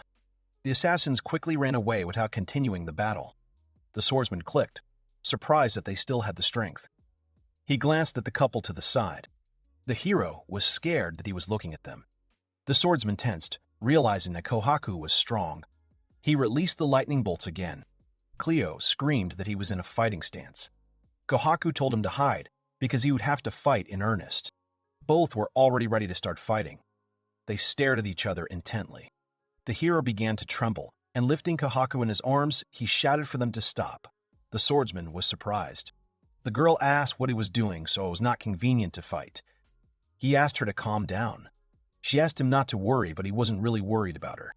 He knew she wouldn't lose, of course. He's worried about their house. They'll blow it up. He shouted at the swordsman, asking if he had come here to fight. They lived quietly. There was nothing to disturb them. If he wants to kill, let him go to war. The guy in front of them replied that he wanted to eat. They looked at him questioningly, surprised. The swordsman apologized and asked if they had any food. After a while, he was already sitting down and eating with an appetite. Cleo asked if it was delicious, and he replied that it was. He hadn't eaten anything for several days. Cleo was surprised that he was polite. Only the swordsman didn't like vegetables and asked if there was any more meat. Cleo said there was something given and left. He asked Kohaku if he was the only Thunder Swordsman, and the girl was sure of it. But that's not how the hero imagined him. Cleo apologized for feeding him without asking. They will suddenly have enough food and will be rowdy. She told him not to worry, because if anything calms him down, she's still stronger than him. Koharu wants to thank and praise Cleo for stopping him. Otherwise, she would have fought him. He didn't understand why he did it so that they wouldn't tear down their house. It was dangerous to interfere at all, and he regrets it. But thanks to this, they only lost a little food. Even if it was an accident, she said it worked well. But Safia was a complete failure yesterday. She wants to say that it is possible to win without a battle, and this may be the best choice and bring results. Now he understood. Once he read a strategist, and there was something like that. In battle, he is a hindrance, but he can turn on his head. The swordsman continued to eat and asked if it was possible to add soup. Cleo asked me to wait and told me to eat with vegetables. Kohaku said that the swordsman is strong and getting even stronger. The guy agrees with her. He scares him. The girl offered to make friends with him. The guy was against it. He killed a lot of people in the middle of the city, and he's being hunted by a creepy guild. The girl agrees that if he is what they say about him, then it's not worth it. But she thinks that he can become a good ally. Cleo understood that. He thought that he really couldn't put all the responsibility on Kohaku. He went to the guy saying that he would go talk to him and he would go alone. Cleo is used to finding an approach to bullies. Turning around, he saw that the guy was already gone. He heard a sound and turned around asking what it was. The swordsman was sitting by the river. He was looking ahead saying that after all, no. Cleo was asking from above what he was doing. The guy said that he wanted to catch a fish. He went with the flow and searched, but found none. Cleo explained that it was because she had appeared recently. The hero asked not to do this anymore, because terrible things could happen in the river. The guy apologized, and the hero thought he was obedient. He asked him to wait. He brought him homemade soap and told him to wash up. The guy didn't want to bother because he would get dirty soon anyway. Cleo insisted anyway, saying to do it while there was an opportunity. The swordsman did not remember the last time he washed. The hero was shocked to see his body. Cleo noticed that the guy was not a man. He wondered if he had been tortured and how he had managed to survive with such wounds. The swordsman apologized and said that he had accidentally stumbled upon a river in the desert. I decided to look for fish and eventually came to them. He wasn't going to bother them. He asked if it was possible to wash clothes, and the hero replied that yes. No one uses this river except them. He decided to ask if he was the one who started the showdown in the Kingdom of Guard. The hero described to him what Safia and the formidable swordsman had said. There are rumors about him. The swordsman was remembering that kingdom. The hero does not know what happened there, but he knows that it was worth thinking a little about the consequences. He said that it was probably hard to live with the killers who were being persecuted, and the swordsman agreed with him. Except it wasn't the kingdom that sent the assassins to him. The swordsman said that he had not killed anyone in that kingdom. He thought reinforcements had arrived, but they started killing each other. The hero was surprised and asked why. The swordsman didn't know himself. He quickly escaped. Cleo recalled Sophia's words and realized that the stories didn't add up. Cleo asked who sent the assassins then. The swordsman was silent, and then the hero said that if he did not want to tell, then fine. The swordsman said that he was the owner of the servants' quarter. He ordered it for running away. As a child, he was caught by traitors. Since then, as a swordsman, he fought every day as a gladiator for the amusement of the aristocrats.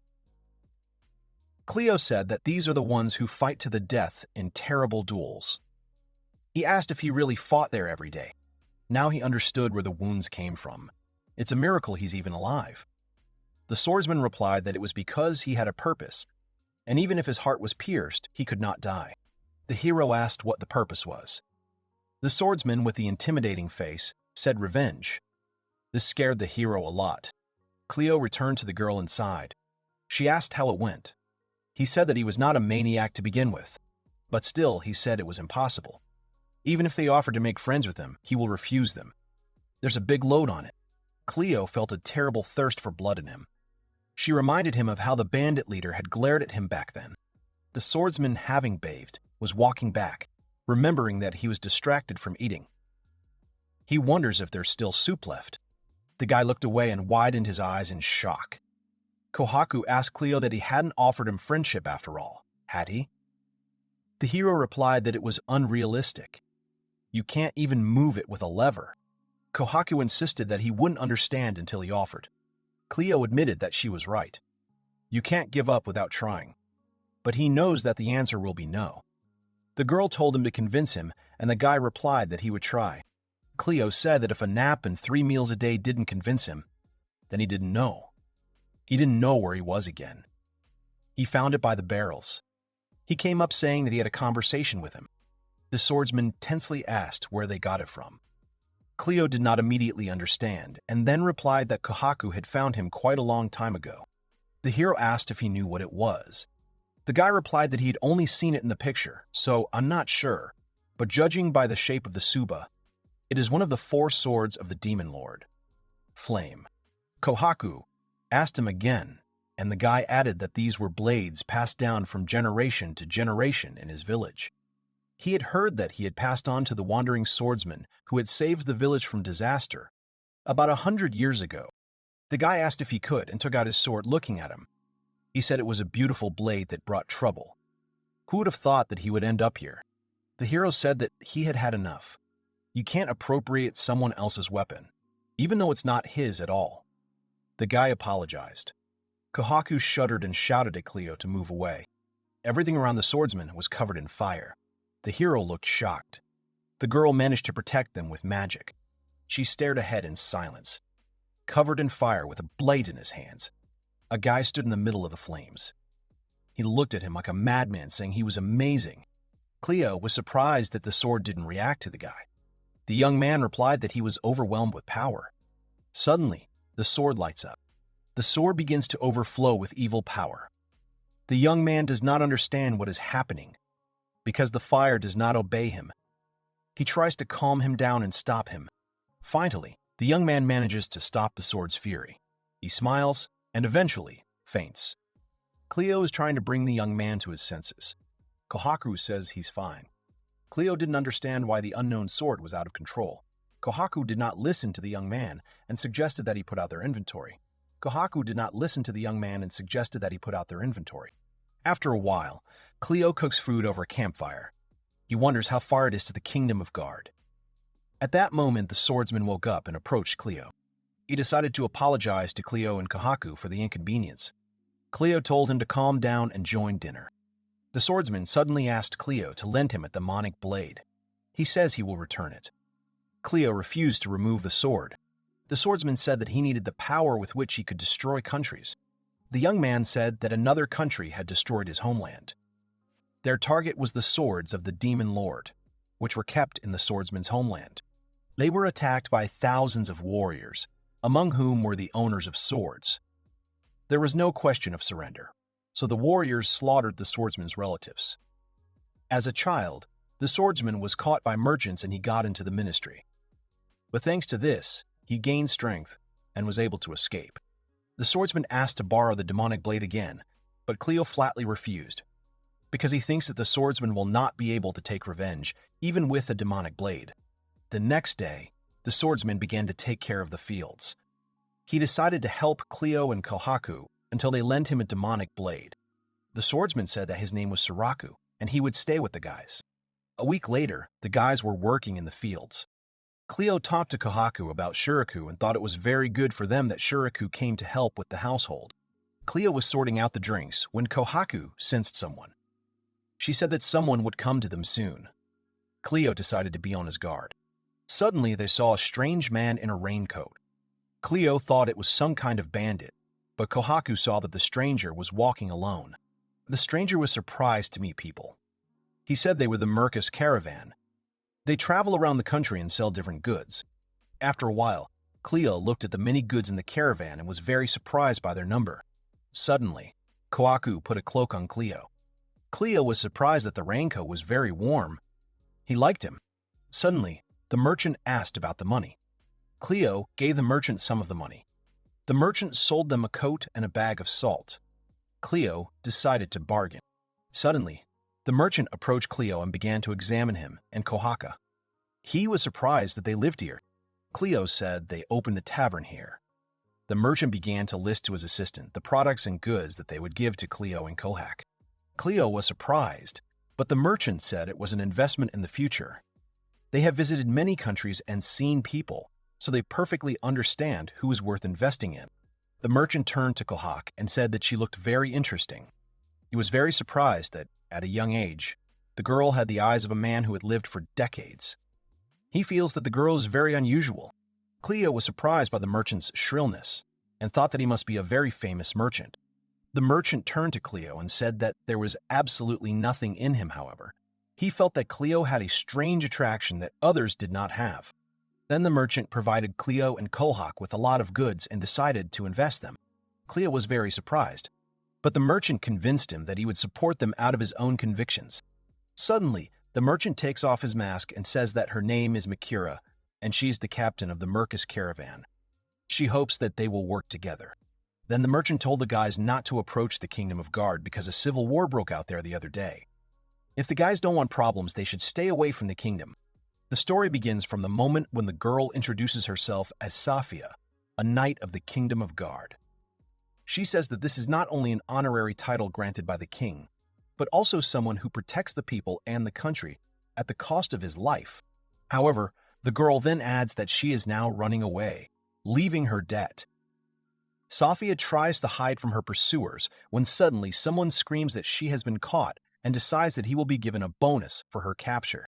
But the girl rushes to the guard and strikes him with a sword. He starts screaming, and then the other guards shout that the girl needs to be captured. The girl understands that there is no way out and that she will have to fight. At the same moment, she tells that on the 10th day, as they went in search of the Thunder Swordsman in the Kingdom of Guard, a civil war began. This happened when warriors, like Safia, were on the lookout or pacifying robbers. Due to the lack of strength, the royal army was caught off guard. When the girl returned back, she realized that it was impossible to influence the situation. King Guard barely managed to escape from the castle and run to the south of the kingdom. But he lost most of his troops as the rebel army prepared a group of mercenaries to pursue him. Then the girl tells that the leader of this rebel army was Aratus Dakara. He was the very first warrior with an unknown sword in the Kingdom of Guard. Artus is an invincible commander who turned the kingdom from a small country on the outskirts into a great power in just over 10 years. After that, Safia adds that he is her older brother. She remembers the moment when they met face to face. Artus asks Safia to make a choice, after which he suggests that she join him or die on the spot. Then the story is transferred to real time. The man starts screaming and attacking the girl. In response, he begins to defend himself and back away, while the rest of the guards are watching this. The man notices that Safia has good skills for the owner of an unknown sword and calls her stubborn. But then he kicks her in the face and adds that, according to combat experience, she is not even close to him. The girl jumps back and continues to defend herself from the blows.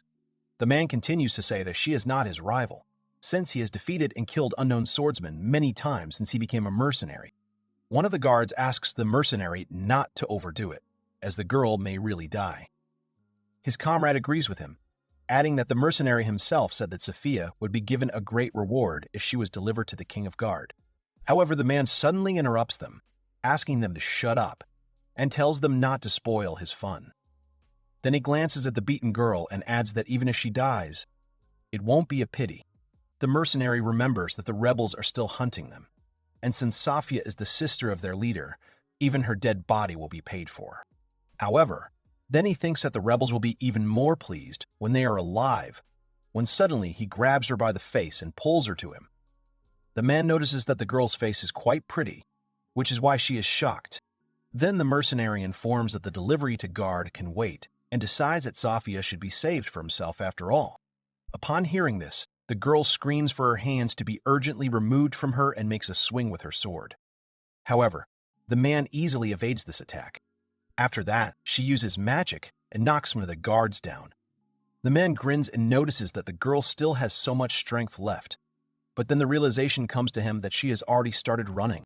Then the mercenary starts laughing and shouting to Safia that there is a cliff further and that she has nowhere else to run. After a while, the girl runs up to this place and sees that there is no further road. However, she realizes this too late and does not have time to stop. The ground goes out from under Safia's feet, and she falls into the water right in front of her pursuers. The Guardian concludes that she will probably drown because of her equipment, but the mercenary begins to get angry since in this case they will not receive a reward. Then they decide to run downstream. At this time, Safia gets into the water and decides to use her magic, with which she rises up. Thus, she goes out on land, and there she already comes to her senses.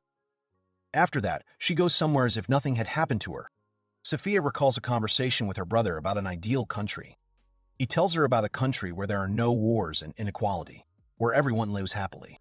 Then he adds that he wants to make this country beautiful to everyone's envy, and the girl replies that he will definitely be able to embody it, after which she promises to help him with this.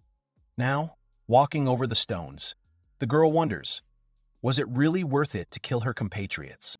She then wonders if it was really worth it to kill her, and concludes that she means so little to her brother. At this time, the mercenaries return from searching for the girl, having not found her, when they suddenly notice Safia going nowhere. She tries to find the strength to continue on her way, but strong winds and terrible weather make her fall off her feet. Lying on the ground, the girl realizes that she no longer has the strength, and decides that it is useless to move on now. Then she wonders, is this the end? After that, her eyes involuntarily close, and she remains lying on the ground. After a while, the guys discover her. Cleo begins to panic, seeing Safia's condition, and then Kohaku offers to take her to the tavern. They enter the building, and Shiraku immediately informs them that he has combed a lot of wool from Poppy. However, the guys decide to talk about it later and start saving Safia.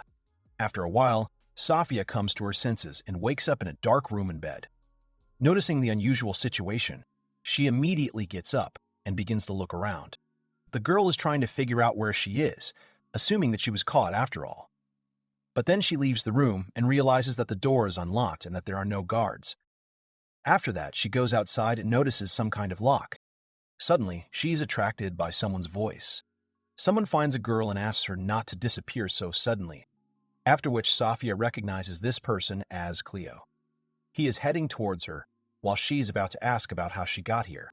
The hero is surprised that she doesn't remember anything and tells her that Safia collapsed right in front of their tavern. Then he notices that this is not surprising, since she was injured and lost consciousness. Suddenly, the girl begins to remember something.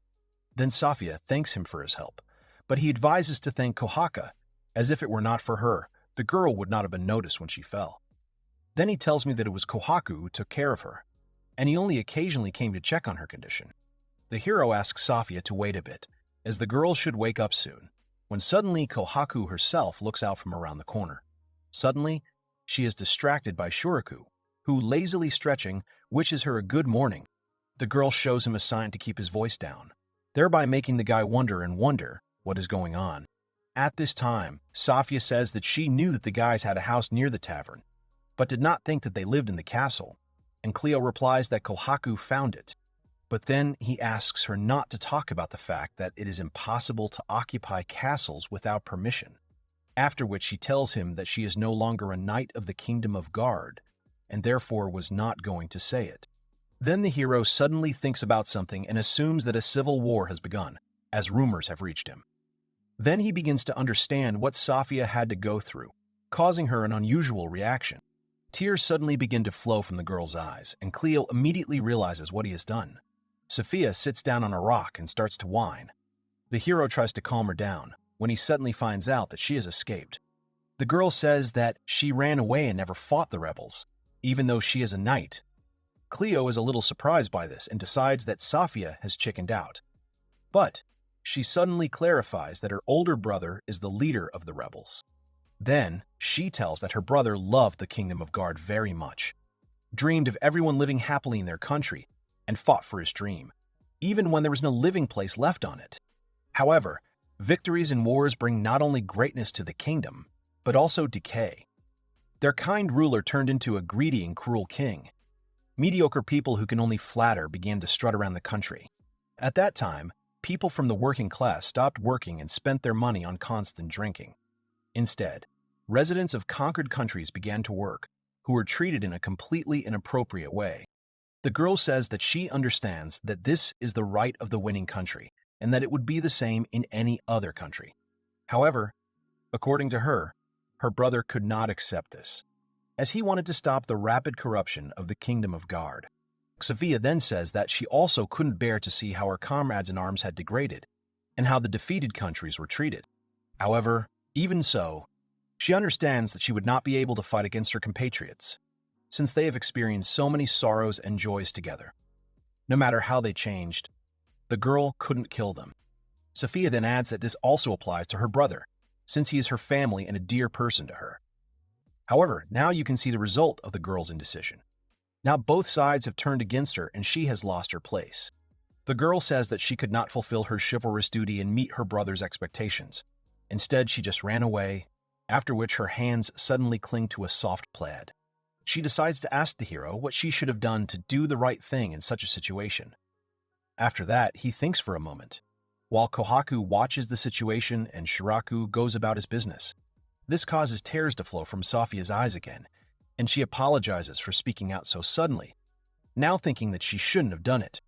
Then the hero sighs heavily and informs her that she made a mistake with the choice of an advisor, asking him about it.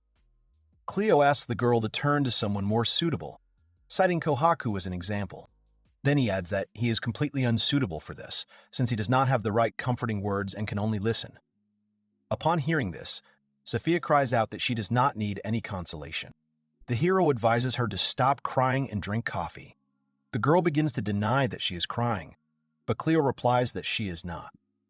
Suddenly, she picks up the mug and screams, because it's very hot, but the hero decides to keep silent in response. Suddenly, he decides to call it right that she ran away. According to him, she chose the third option because she didn't like the other two. Then he adds that he would not be able to make a choice in such a situation, praising the girl for her action. Then the hero adds that Sophia may not know what was right now, but someday, she will surely find the answer herself. Then he offers the girl to praise herself for being able to survive instead of reproaching. According to Cleo, thanks to the fact that she managed to survive, she can now enjoy such delicious coffee. Kohaku then notices that the oppressive atmosphere has begun to change, as he sees that Sophia was made to think by these words. She notices that the coffee is a little bitter, but Cleo says she doesn't understand anything, because that's the beauty of coffee. After a while, they go to the tavern. Sophia admires that the guys have completely restored everything. When she goes inside, she notices that the interior decoration is just like in a real tavern, but suddenly something makes her remember the past. The girl starts to whine again, but Kohaku and Cleo start trying to calm her down. Then the main character notices that their tavern is open from today, and the girls congratulate him on this joyful event. However, then he realizes that there is definitely nothing to do here right now, so he decides that he needs to do other things before the visitors come. Sophia asks about these matters, and then the hero clarifies that it is necessary to bring water from the river here. They go outside and tell them that a pond should be made near the tavern.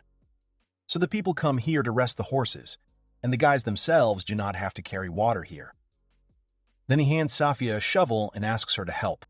Kohaku adds that a girl may not force herself if she is not feeling well. But Sophia suddenly screams that she will definitely help them. Then she throws Cleo and offers him to compete in who will dig the channel first, but he refuses, saying that one channel is enough for them. Then the girl offers him to compete in length as she wants to show him what the former knight is capable of in digging channels. But he refuses again and replies that he does not understand what chivalry has to do with it at all. After a while, the guys start digging the canal. In the process, the girl wonders how much more time it will take, and the hero replies that it will take a lot of time, since there are few people. Sophia agrees with him. Then she suggests digging even harder and gets back to business. Suddenly, the hero decides to ask her what she is going to do next. At first, the girl does not understand what he is talking about, but he is interested in whether she has somewhere to go. After that, Sophia realizes that she has nowhere else to go, and she falls silent. Then Cleo decides to ask her to stay here. She asks if it is possible to do this, and the hero replies that he does not mind, since they have plenty of rooms. The girl begins to doubt her decision. The hero, seeing this, assumes that she still has somewhere to go, but she replies that this is not the case. Suddenly, they are distracted by Kohaku's scream. She screams that she hears several horses and concludes that quite a lot of people are coming here. Then the hero tells her to call them, but these people turn out to be mercenaries. The hero notices that they look pretty creepy, and suggests that they may be robbers. Suddenly, the man screams that Safia should not hide and come out, as she was caught. At first, the hero does not understand who he is saying this to, but then he turns around and notices a girl glaring at them. The guards start laughing and saying that she won't run away from them anymore. But Cleo insults them and reminds them that this is a tavern. So he tells them to find another place if they want to wave their swords, but they tell him to shut up. Suddenly, they are all interrupted by the main mercenary. He apologizes to the hero and tells them that they are mercenaries, although they look like robbers. But he does not manage to immediately ingratiate himself with the hero. The man then explains that they are hunting Safia, as she needs to be captured and taken to the Kingdom of Guard, and asks Cleo not to interfere with them, offering gratitude in return. The hero asks again about the Kingdom of Guard, and then the mercenary tells she is one of the traitors and offers to pay in return for her. After that, Cleo casts a suspicious glance at the girl. He understands what's going on and assumes that the sister of the rebel leader will probably be paid a lot. The man is surprised that he is aware of the situation and begins to get angry. Cleo then concludes that the girl won't just get off if they drag her to the kingdom. The mercenary agrees with him and adds that King Guard is angry, as they had barely moved the capital when suddenly the country was captured. He says that the king is a well-known lover of torture and concludes that he eventually executes her after various tortures or uses her as a shield against the rebels. But the hero replies that it sounds disgusting, causing surprise. He then repeats that it sounds disgusting, making Safia worry about him. Then the man advises the hero not to get involved with anyone from the Kingdom of Guard, no matter what kind of relationship he has with the girl. He says that over the years they have conquered many countries and made enemies in many places. According to the mercenary, there will be people who are ready to kill the girl only after hearing that they are the kingdom, and therefore calls it a great risk to cover for her. But the hero just grins at the fact that he worries about them, and notices that he doesn't look like he's that kind. Cleo then replies that it's up to them to decide whether to take the risk or not. He says that he met Safia not so long ago, and has no debts or obligations to her. However, he notices that she is the first client at their unforgettable opening. Therefore, the hero says that he will not allow her to be taken away just because the man knows about this disgusting situation, when suddenly the girl interrupts him herself. Cleo turns around and is a little surprised, after which she steps forward. Safia says the man told the truth. She has a lot of enemies, and she can get the guys into a lot of trouble if she stays here. Then she tells me that she accidentally wandered in here, running away in unconsciousness, and planned to leave immediately. But the hero replies that this is still not a reason to let the mercenaries take her away. Safia assumes that if they don't catch her, others will one day, and calls it all a price for her indecision. She says that this is her fate, but Cleo notices that she decides everything too quickly, but gets silence in response. The girl decides to thank the guys for everything, and admits that she was glad to hear the offer to join, after which she says goodbye to everyone. Then she turns around and heads towards the mercenaries. Seeing this, the men smiled contentedly, while Kohaku approached the hero and asked if he was sure that he would not stop her, but then noticed the expression on his face. Cleo looked very angry and unhappy. He decides to call out to Safia and, informing her that he will not stop her, ask if she has forgotten anything. Hearing this, the girl turns around in surprise. Then the hero clarifies what he says about the payment for food and for treatment. He says he didn't get anything this time, so he asks her to pay for it. The girl apologizes, saying that she did not take anything with her when she ran away. She looks around and assumes that her sword may be suitable as payment, when suddenly the mercenary reports that he has taken a fancy to this sword. However, then he realizes that it is also not good to eat for free, and asks the hero how much he wants, offering him at the same time to include payment for the trouble.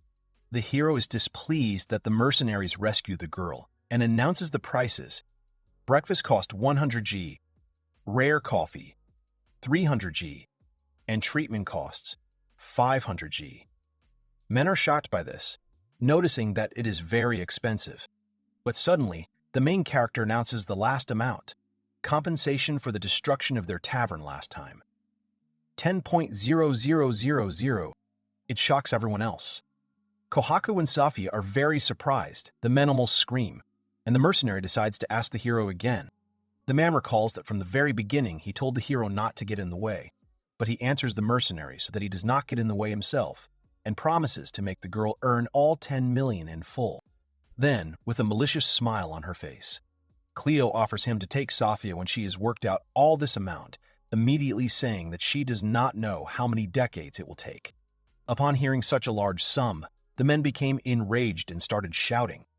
But the man stopped them and threw Safia aside. He notices that the hero is full of determination and promises not to spare anyone who gets in his way. Then Cleo pulls out a sword and shouts at the man to come over, but then takes a look at his sword and decides to put it away. They notice this and start calling the hero a coward since he put away his weapon. Cleo replies that he has his own circumstances and apologizes to Kohaku, saying that he overreacted with his actions. She calls him hopeless, although it was expected, and the hero apologizes to her. However, then she notices that the fact that he got involved in a duel is already progress. He agrees with her. Then, to begin with, she asks him to step aside so that she can figure it out for herself. Suddenly, Surreal bursts into the battlefield. The hero is very surprised by this, and the man begins to wonder. He says that he saw a crowd of people, and therefore decided to intervene. Then the guys ask him to just drive away the mercenaries and not kill anyone. At this time, one of the men recognizes the guy as a swordsman with lightning bolts, and warns that he is very strong, when suddenly Shiraku attacks them. This enrages the mercenaries, and the battle begins. Then the hero grabs Safia by the hand and quickly pulls her to him.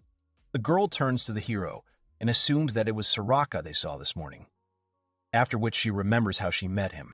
Then Cleo tells that this is the Thunder Swordsman, who was chased by people from the kingdom, and that he did not kill that 100 people in the kingdom of Guard, although he would have had enough strength to do that. At this time, Shiraku fights with the mercenaries and easily defeats them. They are scared, because he did it with his bare hands, and scream when the guy glances in their direction. The hero concludes that he is still strong, and Kohaku notices that he is giving his best and is still strong. At this time, Safia approaches Cleo and is about to say something. He immediately explains that he was joking about 10 million and says that he hates people like these mercenaries and those who just give up and condemn themselves to death, pointing to the girl herself.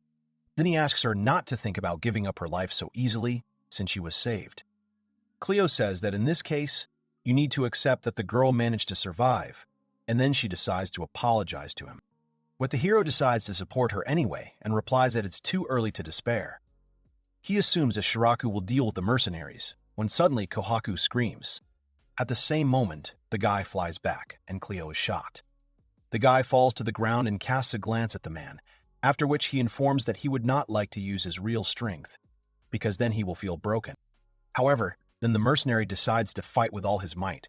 He pulls out his weapon, and the hero realizes with horror that he also has an unknown sword.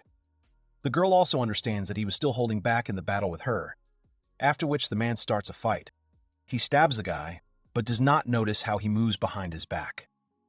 Then Shiraku strikes him with lightning, but then realizes that he did not cause any damage. The man turns and strikes back, knocking the guy away.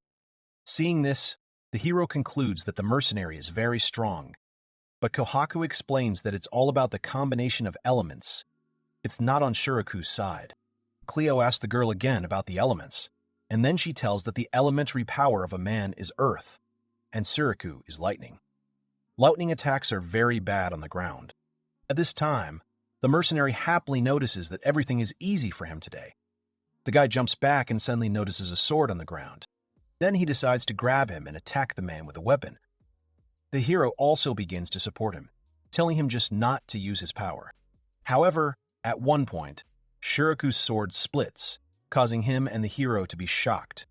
Kohaku says that this is expected, since a simple sword is inferior to an unknown one in strength, and therefore decides to help the guy.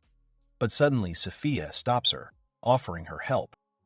The hero notices that she has barely recovered, but she replies that it was she who brought trouble on them, and therefore decides to figure it out herself. The girl pulls out a sword, and an unprecedented force comes out of it, from which the guys are shocked. At this time, the mercenary begins to win, and the other men begin to fiercely support him.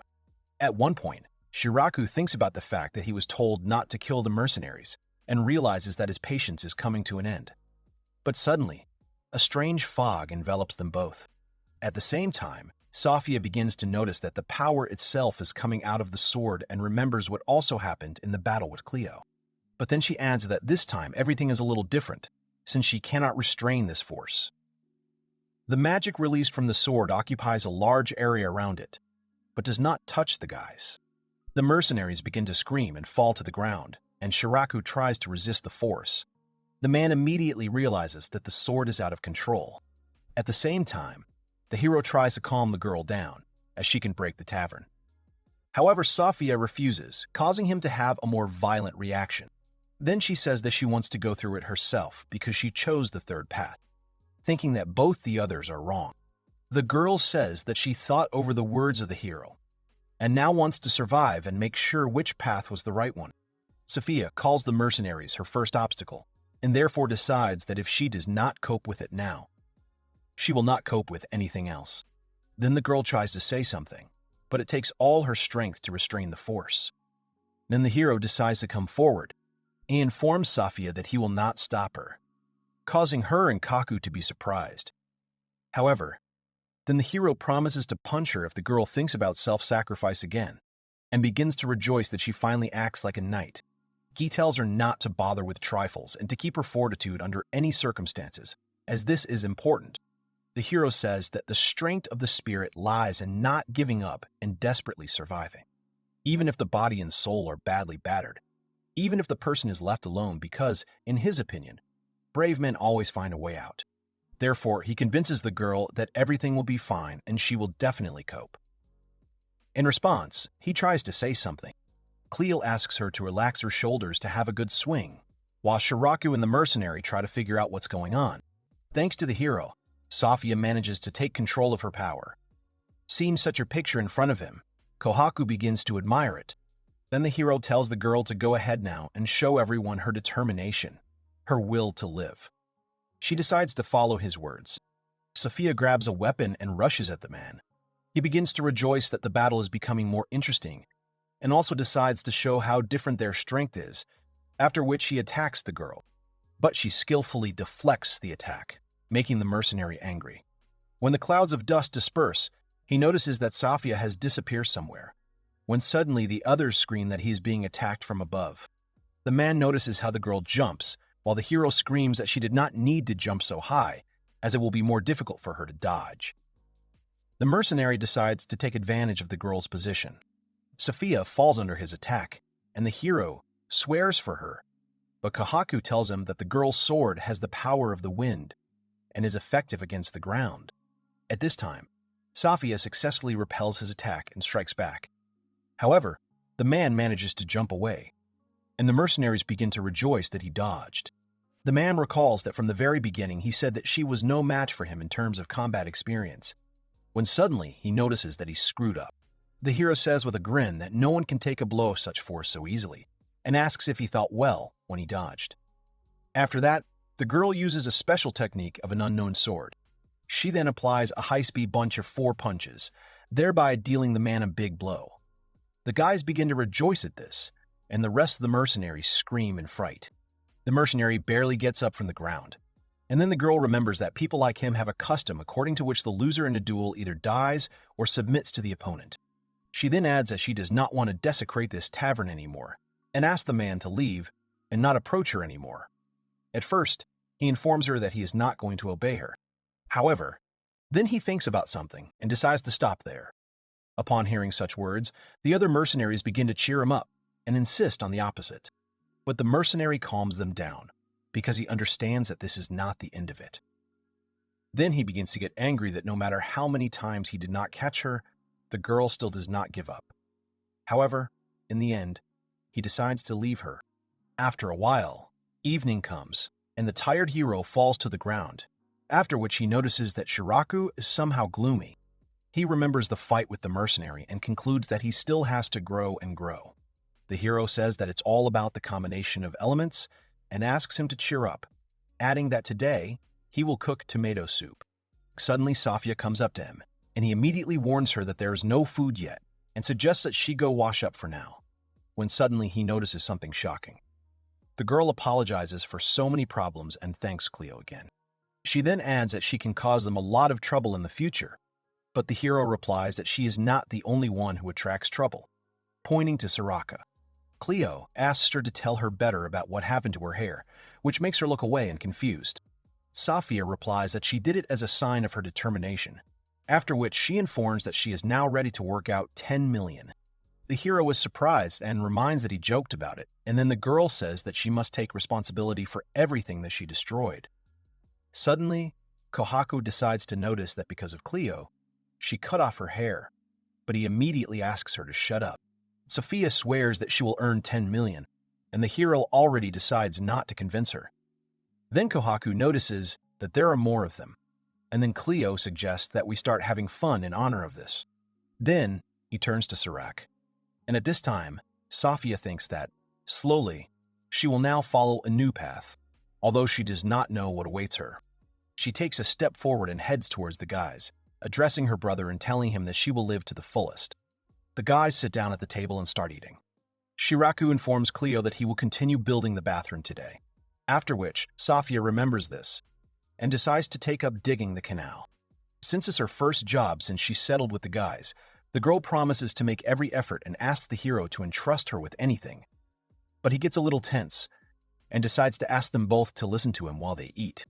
After that, Cleo frighteningly informs them that he has the ability to extract power from unknown swords. The guy and the girl fall into a stupor, when suddenly Shiraku realizes what happened yesterday.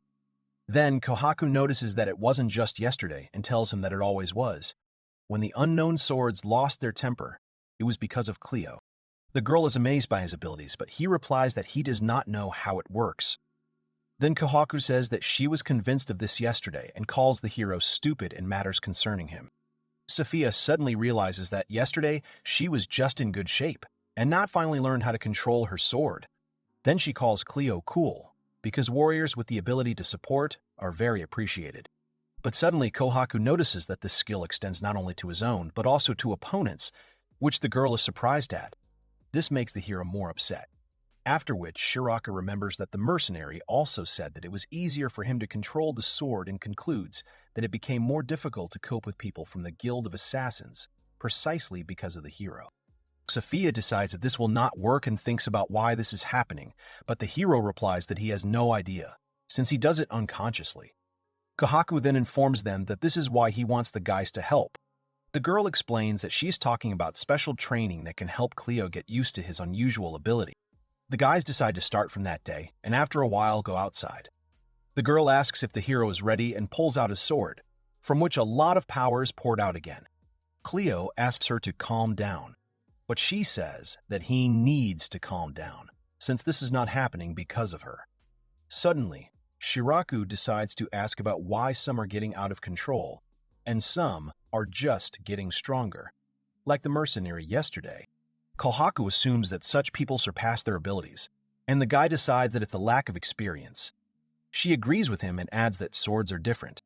Then she tells me that most likely each sword has its own amount of power inside.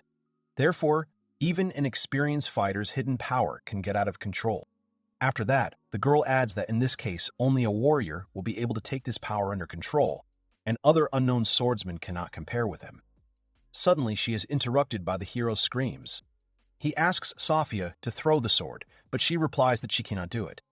The guys decide that this is not good, and Shiraku is going to help them. He uses lightning bolts to hit the girl and stop her, and the hero notices that it is useless, since the release of force cannot be stopped. For the next 3 days, the guys try to repeat the training, but in the end, it all ends with a lightning strike of Shiraku. The hero starts shouting that it's useless because he can't do anything. But the girl once again reminds him that he is the reason. At this time, Sophia comes to her senses, and the guys approach her. Kohaku suggests that she finish for today, and Cleo apologizes to her. The girl replies that she is fine and decides to continue. The hero asks her not to force herself, but she replies that the sooner he learns to control his ability, the better, because if they are attacked, it will be hard. Cleo replies that she knows this, but notices that if a girl injures herself by working her ass off, it won't be good either. Suddenly, she thinks about something and decides to ask about the new forces that are appearing everywhere. The hero asks her again, and then she tells him that there were rumors about it in the area, even during their pursuit of Shiraku. According to her, 5 gangs formed the Great Folk Gang. Then there was the State of the Inhumans, Diasen.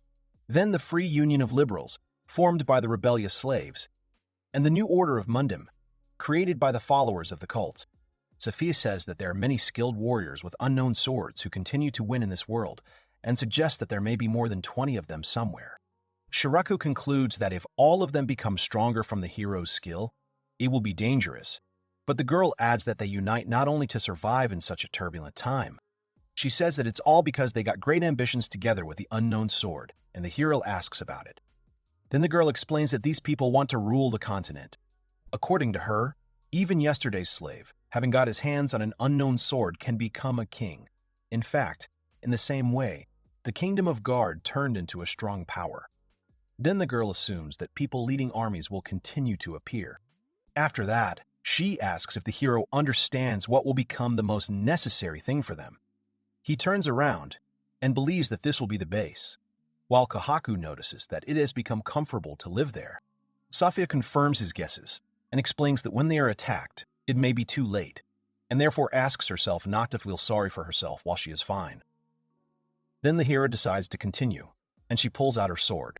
After a while, night falls, and the hero sits down to say how tired he is. However, he still didn't figure out his ability. Kohaku encourages him, telling him to just keep going. She says that there are many new powers and other wonders and promises to protect him in case of anything. Suddenly, the hero turns to her to ask if the reason for his rescue is related to his ability. However, Cleo realizes that even if she asks her, the girl simply won't tell the truth. It had recently occurred to him that she might have reasons for not telling him the truth. At this time, Kohaku asks about what happened. He decides to wave it off and says that he thought that there might be opponents more dangerous than that mercenary. The girl admits this possibility, and the hero admits that it scares him. However, since this scares him, he promises to try even harder tomorrow, and Kohaku wishes him to give his best. After that, the story is transferred to the northern part of the continent, to the kingdom of Dalcade. His territories are strewn with the dead bodies of warriors, while the remaining girl asks someone not to approach her.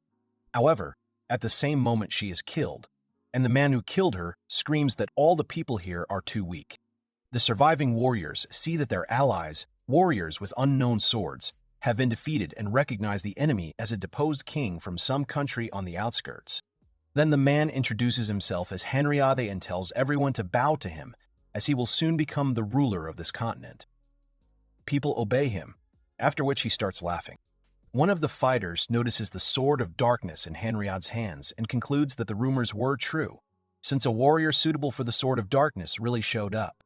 They decide that they are about to come to an end, since no one will be able to defeat him. But suddenly the fighters begin to hear someone's footsteps. A stranger appears in front of the man. The fighter wonders who this is, when suddenly the guard stops him and asks about it. The guy replies that he is a hunter of unknown swords, after which he turns to Henriade and informs him that he has come for his sword. Then the man orders to kill him, and the guards furiously rush at him. However, the guy easily handles them with a few strokes. Suddenly, a fighter attacks him from behind. But when he stabs the guy, the sword goes through him, and after that, a real guy appears, chopping off the guard's head. From this, the fighter is shocked, and the man becomes dissatisfied. The guy stands next to his unreal version, and then Henriade realizes that he has an unknown sword that creates phantoms. He remembers that such a sword belonged to his subject, but the guy replies that he killed him and took the sword. Then Henriade notices such a coincidence that the sword reacted to him, but then calls this sword just a trinket. The man deals a magical blow to the guy and concludes that he never received his unknown sword, being such a skilled swordsman. However, suddenly, the guy turns behind him and replies that the power of the unknown sword depends on its compatibility with the owner. Henriade is surprised and turns back. Several phantoms appear around him, and the guy adds that the more compatible a warrior and a sword are, the more hidden forces will manifest, and the more abilities can be used. Then, he invites the man to look at the real power of the sword, which he did not take seriously, after which the phantoms disappear. Then Henriade raises his head up and screams in horror. He is confronted by terrible monsters that are several times bigger than him. Suddenly, his body is pierced by a sharp sword blade that belongs to the guy. At the end, he tells me that he is suitable for any unknown sword of this world. After that, the man's body lights up and he starts screaming. From such a sight, the warriors open their mouths in horror, but at the same time, in surprise. Henriade suddenly remembers what he heard about the guy, since he said that he fits any sword, and calls him Verndio. The story begins with the moment when the girl introduces herself as a nerd under the name of a couple. She is a scientist who researches plants, travels to different lands in search of plants to discover new species. The girl says that for the last few months she has been conducting research in one forest, but now a new Mundamortar is located there, and it has become impossible for her to work. Then she decided to leave the forest, despite the fact that her research was in full swing. It seemed to her that it was dangerous there, and she couldn't do anything about it. However, the couple considered it a good opportunity to find the mysterious elixir flower and went in search of it. Rumor has it that it was first discovered in the great forests of the central part of the continent. But I also heard that lately it has become restless in those places, as the battles there do not stop. There are several roads to the central part of the continent, but since the girl did not want to be involved in the battle, she decided to go through the wasteland. Although it was difficult for her, the path across the wasteland was harder than she had thought. Walking under the scorching sun with his pony, the couple concludes that they should have taken more water with them, when suddenly they notice something. She stumbles upon a tavern and informs Pony about it, calling her Pana. The girl is pleasantly surprised that someone is doing business in such a remote place and decides to look there. The horse snorts in response, and then the couple promises to leave if they feel danger. Then he carefully opens the door and looks inside. At first, she is met at the counter by Shiraku, who gives her an evil look. This makes the girl freeze in fright. She decides to apologize and leave, but the guy stops her. He asks if she is a customer and asks her to wait here. Then he calls Safia over, and she immediately begins to panic, since Cleo and Kohaku are not here yet. Shiraku informs her that she is about to leave and decides to serve her as soon as possible. Upon hearing this, the girl immediately runs out of the back room. She greets the couple and appears in front of her in a rather strange way. This makes the girl even more scared and decides to leave. Safia doesn't understand anything and tries to stop her. Then she screams that she won't let the couple leave, which causes her to start screaming loudly. Suddenly, a hero comes into the tavern and asks what happened. Safia rejoices at his return and tells him that the client is here, while the couple realizes that there are even more of them. She notices the look of the hero and the scar on his face, which makes her conclude that he is definitely dangerous. At this time, Cleo begins to rejoice at the long-awaited client. The girl thinks she's in trouble and that she should have been more careful. She assumes that the guys are robbers and decides to get an unknown sword, but suddenly someone interrupts them all. This man says that you can't attack people like that, and notices that the guys scared the guest. First, he tells Safia to wipe off the blood so as not to stain anything. Then the person apologizes to the couple, saying that customers rarely come to them and explaining the general excitement. The girl turns around and sees a very cute Kohaku who greets her. Some time passes, the guys sort everything out and bring food to the couple at the expense of the establishment, as an apology. Safia adds that she is sorry for scaring the girl, because before that, she was just butchering a deer in the back room. Then the couple decides to accept the apology with pleasure and taste the dish, after which they cry out that it is very tasty. The hero asks her not to be shy and tell him if she wants more, despite the fact that they have few ingredients. Then the girl decides to ask for water and food for her horse. Safia decides to take it up, and Cleo agrees with her. The couple screams that she can do it herself, but the girl asks her to enjoy the meal, saying that she knows how to handle horses. After a while, the hero finds out that the couple is engaged in botany and asks if she can recognize poisonous mushrooms and plants. She replies that she can do this with accuracy in this area and offers to show her notes. She gets out a lot of books, and the guys start looking at them. The hero is surprised that the girl wrote all this about botany, and Safia notes the beautiful pictures. Suddenly, he turns to Sirach and tells him that there are deadly poisonous fruits in the records, which they then found in the forest, with which he agrees. Then Cleo shows that it says that a painful death occurs after 3 days from a small amount, and notices that everything was fine with Kohaku. Safia is shocked that the girl ate that fruit, and she confirms it. At this time, the couple remembers moments when she was mocked by her peers. They asked what it was for, and the girl replied that by watching the plants, you can learn a lot about the surrounding area and about the animals living there. However, the children called her occupation crap, called her names, and said that she stank of grass. At the same time, the hero says that this knowledge will be very useful to them and suggests distributing it among all of them and learning it. But they doubt their abilities. Then the couple concludes that it is impossible to judge people only by their appearance. At first, the guy seems scary to her, but now she realizes that they are very calm people. Suddenly, someone breaks down the door to the tavern, which makes the couple very scared. A lot of bandits are gathering near the building and are not serious about this institution because of its location. Then, they introduce themselves as the Great Gang of Falca and order the guys to bring them drinks, adding that they, of course, will not pay. However, at the same moment after these words, they fly away from the tavern with loud screams from the blows of Safia and Siraku. The men start shouting that they are the Great Falk Gang, but the guys call them simple scoundrels. Shiraku begins to swear at them for breaking down the door, and the hero begins to regret that he cannot join them. At this time, the girl watching all this with Cleo changes her mind and decides that the guys are pretty scary after all. The men set off and notice that the sandstorm is intensifying.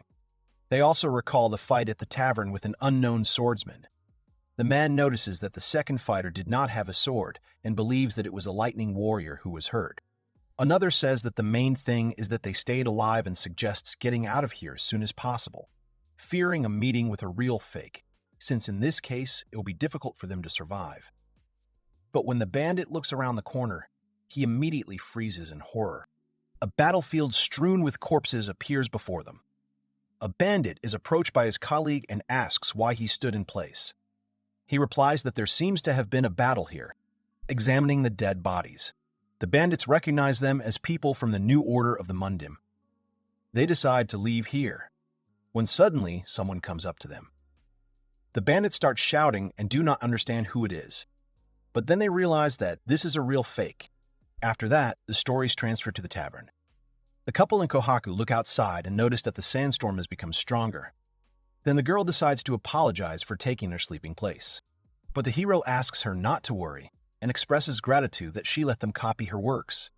Safia notices his drawings and starts laughing. Cleo doesn't like it, but she's not going to stop, so they start fighting. After a while, the hero learns about the New Order of the Mundim and assumes that Safia told about it. She agrees, and the couple says that this order has started to appear everywhere. These are extremist groups that attack towns and villages under the pretext of spreading the faith. The hero assumes that these are ordinary robbers, but the girl replies that it is impossible to talk to them like with ordinary bandits. Those she saw had empty eyes, like corpses. The couple suggests that this may be the effect of banned substances.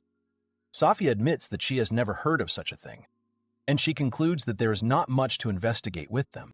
Then, the hero says that it is rather reckless to go on a journey alone and asks if the girl has colleagues, but she replies that she is alone. She remembers that her colleagues died 2 years ago in battle. According to the couple, they were stronger than her and saved a lot of people with their medicines. Cleo apologizes, but she replies that she has already stopped grieving, adding that she has more important things to do than despondency. The couple gets up and tells them that she must continue their research, since she inherited the aspirations of her colleagues. Therefore, she promises to continue her research, even if this world dies tomorrow. Then she falls awkwardly silent and immediately apologizes. The girl says she got overreacted and adds that she can run well. But the hero says that he likes her attitude, and Safia agrees with him. Then Cleo offers to throw a party in honor of the couple's future successes, and the girls agree with him. They offer her alcohol and other drinks. Then one of the guys offers the hero to roast meat, and he immediately agrees. It's getting close to night, and a crowd of people with horses comes to the tavern. The man casts a malicious glance towards the building, after which 2 of his companions jump off their horses. They run up to the tavern and, after listening a little, one of them takes out 2 knives and, checking with an ally, breaks down the door.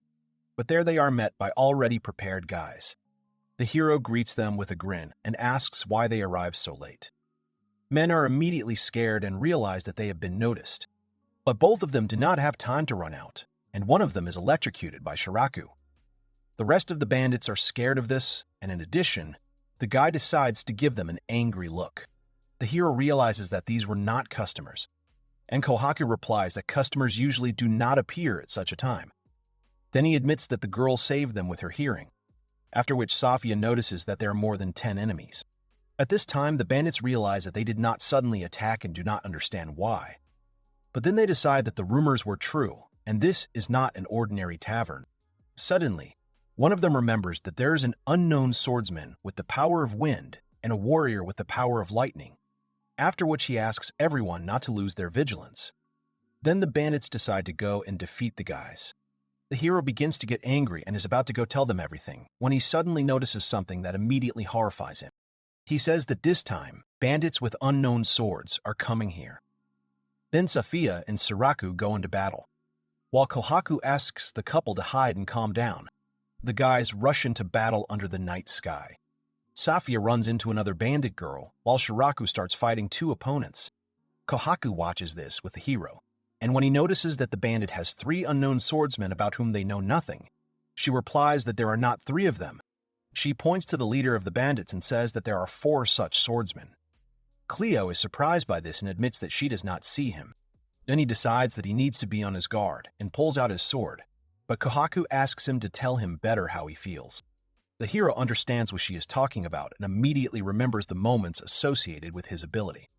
He replies that after a month of special training it became easier, but so far he has learned not to show this ability when it is not necessary. Then he says that it feels like when you try not to drop kittens from your shoulders, and the girl notices that this is an unusual way of mastering. Then the hero replies that everything is fine, since he can take control of the ability. Now he is more worried about whether his friends will cope on their own. At this time, the man pushes Shiraka away with his sword and strikes him with the second blow with the ability. But at the same moment, the guy appears behind him. Then, the bandit erects an earthen shield to protect himself from the attack. At this time, his ally, another bandit, is standing nearby and just watching the battle. Shiraku glances at him and says that there is a lot of trouble with the elements of the earth. At this time, the girl is fighting with another opponent and trying to hit her. Sophia creates a wind vortex, but the bandit uses the power of fire to defend herself from this attack and kill her. The girl's very surprised and barely manages to defend herself from this attack. Then the fire dissipates, and she's attacked by her opponent again, forcing Sophia to back away. The hero notices that the bandit has the elemental power of fire, and realizes that the girl may not be able to cope with her, which even Kohaku agrees with. Then Cleo starts shouting at them to have Suraku and Safia fight together against everyone, as in this case, they will compensate for their weaknesses. The girl initially realized this, however, she cannot do this, as she is immediately pushed back as soon as she approaches an ally. She decides that it's not a combination of elements, but the experience of an unknown swordswoman. Hearing this, Shiraku decides to rush from Safia, but his opponent notices this and stops him by erecting an earthen shield. Then the guy jumps back and 2 bandits appear in front of him saying that now he will not leave them anywhere. The hero begins to panic even more, thinking that even by sight it is clear that it will be difficult with another bandit. Kohaku agrees with him, but also notes that Cleo cannot fight. Then she asks what he thinks about the current situation and suggests that the hero go out to help the guys. This causes Cleo to fall into a stupor and once again glances at the battlefield, where then the hero decides that there is no need for this and reports it. At this time, 2 opponents appear in front of Shiraku, and he realizes that he can use his chance, after which he breaks through the opponents. At the same moment, he flies up to the 2 girls and strikes the bandit with lightning, preventing her from reacting and dodging. The bandits are surprised at how he suddenly found himself in another place and notice how fast he is. Then they rush at him, shouting that he ran into trouble. However, suddenly Safia uses a special technique of an unknown sword, and the bandits stop first. She then applies a high-speed bunch of 4 punches. Seeing this, the hero begins to laugh quite a lot, and rejoice that they have snatched it to the fullest. He screams at them not to contact Poffy's tavern anymore, and Kohaku begins to support him. At this time, Safla thanks Soraka for his help, and he replies that thanks to her he saw the weak point of the enemies. The girl agrees with him, but then notices that the bandits have not been defeated yet. He asks his colleague if everything is fine, and he replies that he received only scratches, believing that this is not a problem. Safia admits that she was thinking that she was about to be caught, when suddenly, someone declares that there is a rather big problem. A bandit appears in front of the guys, who notices that her colleagues cannot cope even with an unarmed opponent.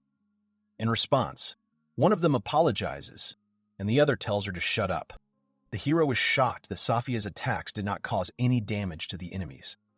At this time, both bandits begin to argue with each other, when suddenly they are stopped by a third. He says that the main problem is that they underestimated the strength of the opponents, and then the girl bandit turns to him, calling him Schubert. He notices that their opponents are both strong and first pays attention to Safia. But then he also adds that the lightning fighter is especially strong, as he did not lose sight of him, even fighting two opponents. Then Schubert remembers that Shiraku quickly moved a long distance and decides that he will not be inferior to him in speed. The others are surprised by this, but decide to agree. But suddenly, they notice the hero and realize that he can be even stronger. Kohaku also notices that they are being watched and informs them about it. Then the hero decides to turn to them and charge them for attacking them.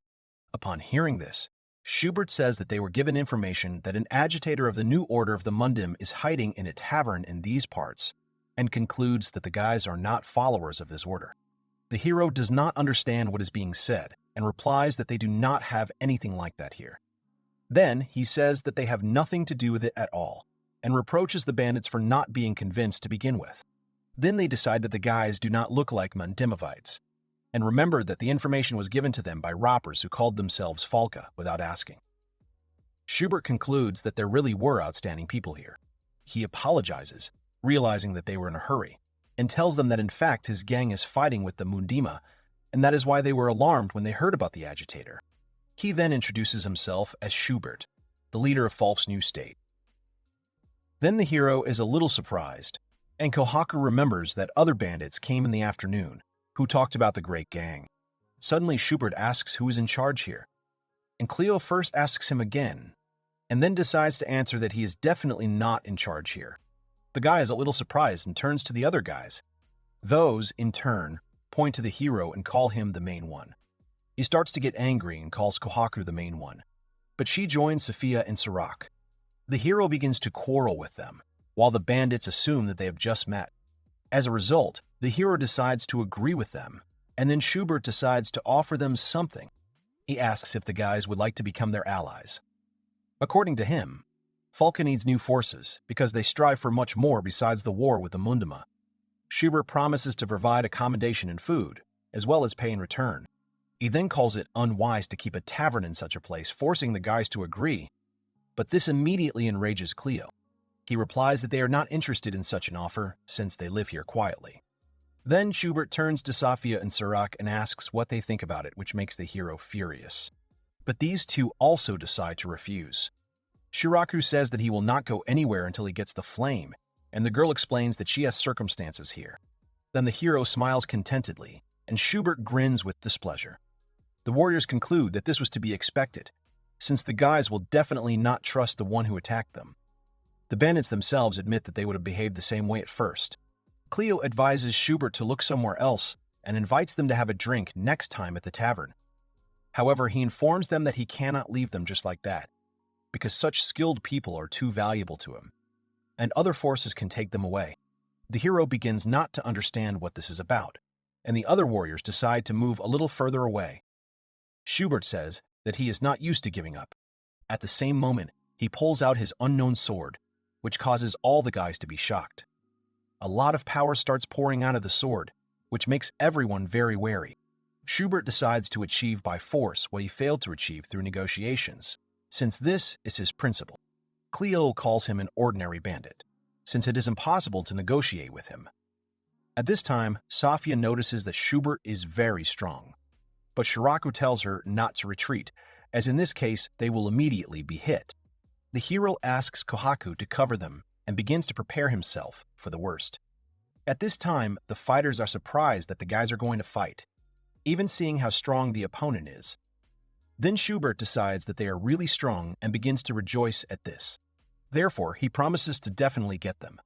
However, he is suddenly interrupted by the sound of wheels and the sounds of an approaching carriage. The guys are alarmed, and the hero asks about what is happening. At this time, Schubert's face changes a lot, and he says it's a rocket. A wooden carriage pulls up to the tavern. When she stops, a man gets out, who notices that they barely made it. Then he turns to the guys and asks them to stop this senseless battle. After that, this person shows up in full and adds, informing that whoever of them died, he would suffer great losses. The couple cautiously looks out of the back room into the main room of the tavern. Friendly conversations and giggles can be heard from there. The girl turns to the lady and notices the strangeness, which consists in the fact that just recently their tavern was attacked by bandits. However, now for some reason these bandits have become customers and started having fun. At this time, the men dance and laugh, and chat together over drinks. Sophia modestly goes out to them and asks who to pour more drinks for. One of the men screams that he wants more, after which the other visitors notice the Soraka. They call him very cool and offer to quit his job and go drinking with them. The couple calls it a rather mysterious place and asks an interesting question about whether this always happens here. But then she adds that she noticed an even more striking thing. Suddenly, Sophia comes into the back room. She finds the girl and apologizes for the sudden noise. The couple turns to her, but the girl interrupts her and asks if she needs to bring her another glass of juice. She replies that she does not need to and admits that she did not expect that Cleo, as it turned out, was familiar with the Merca's caravan. Sophia says that she was surprised by this and assumes that they met shortly before she settled here. The hero's acquaintance turned out to be Mikira, from the Merca's caravan, one of the richest merchants on the continent. They say she can compete with 7 great kingdoms with her fortune, but no one expected to meet her in such a place. Then the couple wonders who Cleo really is. Sophia says that he was a mercenary, although she wasn't particularly interested. At this time, the hero angrily asks if Schubert is going to drink and tells him to drink more if he wants to apologize. However, the guy asks him to wait because he wants to enjoy. He says he hasn't had such an excellent drink in a long time, and Mikira agrees with him. Schubert begins to rejoice that the girl is well acquainted with the hero, since thanks to her, everything went without unnecessary battles. Then she tells me that she's been friends with the guy for 5 years. According to her, she was just passing by Falca and heard about today's case, and that's why she hurried to the tavern as quickly as possible. Schubert decides to apologize to her, saying that he could not even think that this was a rundown tavern under her patronage, after which the hero asks him to watch his language. He says that they have only recently opened and promises that this place will soon become an excellent institution. Mikira assumes that the guys will build a place to stay next, and he commits that she is absolutely right, believing that she is also in the subject. Suddenly, Schubert decides to ask about why Cleo keeps a tavern. He is a little surprised by his question, since he has already talked about it before. Then he replies that when the war started at the same place, they came running here, when suddenly he notices that the guy got drunk. However, he begins to deny it and adds that this is not what he meant. Schubert asks if the hero has no ambitions, and he begins not to understand what the guy is talking about. Then he offers Cleo to become the ruler of the province. Since there is turmoil now, and with such strong comrades, it is quite possible. The guy says that people are looking for peace, and will reach out to where there are strong warriors and that there are no kings to know. But a simple person can stand at the head, noticing that it sounds tempting. But the hero replies that he never thinks so.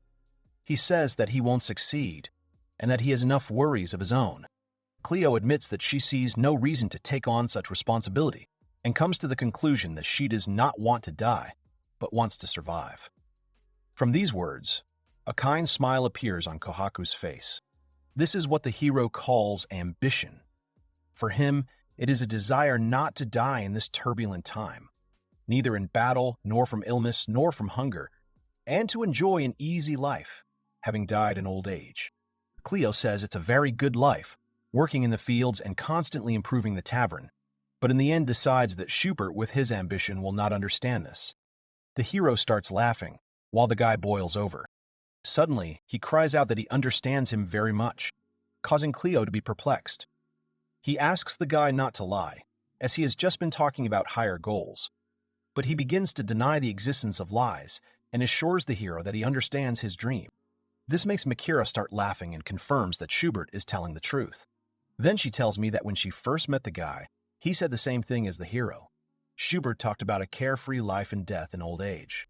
Suddenly, he adds that he said that happiness consists in working until noon, taking a nap after lunch, devoting the rest of the day to hobbies, and then falling asleep sweetly after a good drink.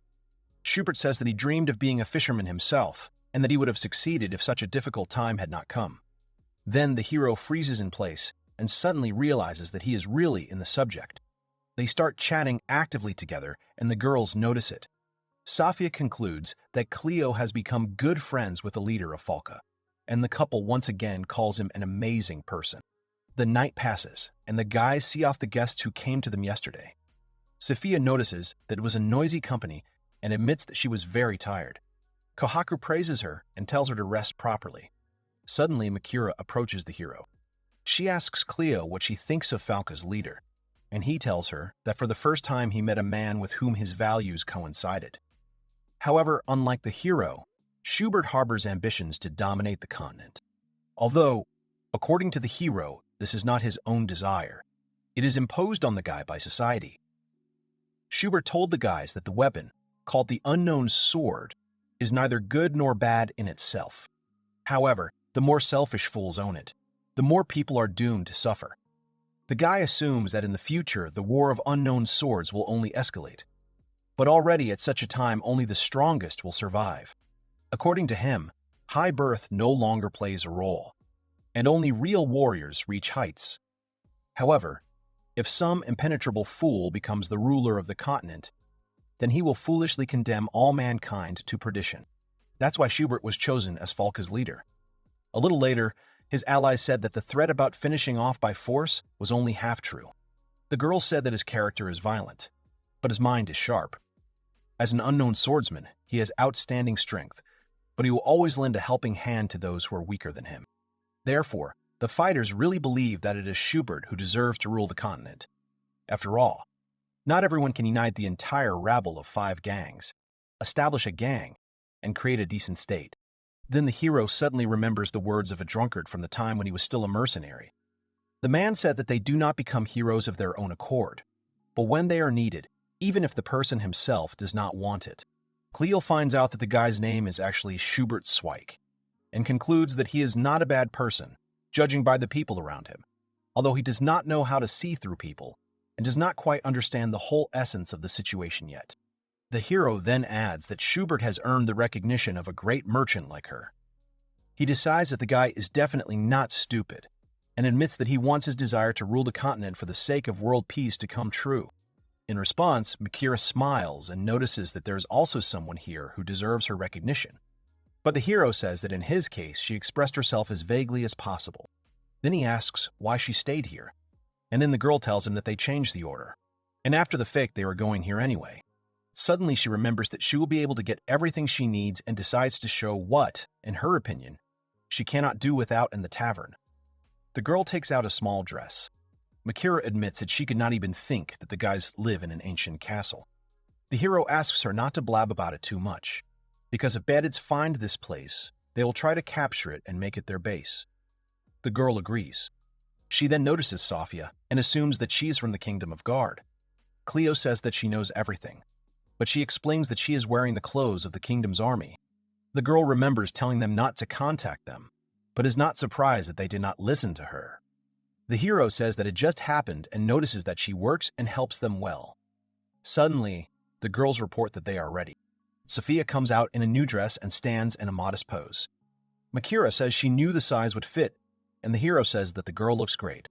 Then Kohaku reminds her that she told Safia that it suits her, and the couple calls her image very cute.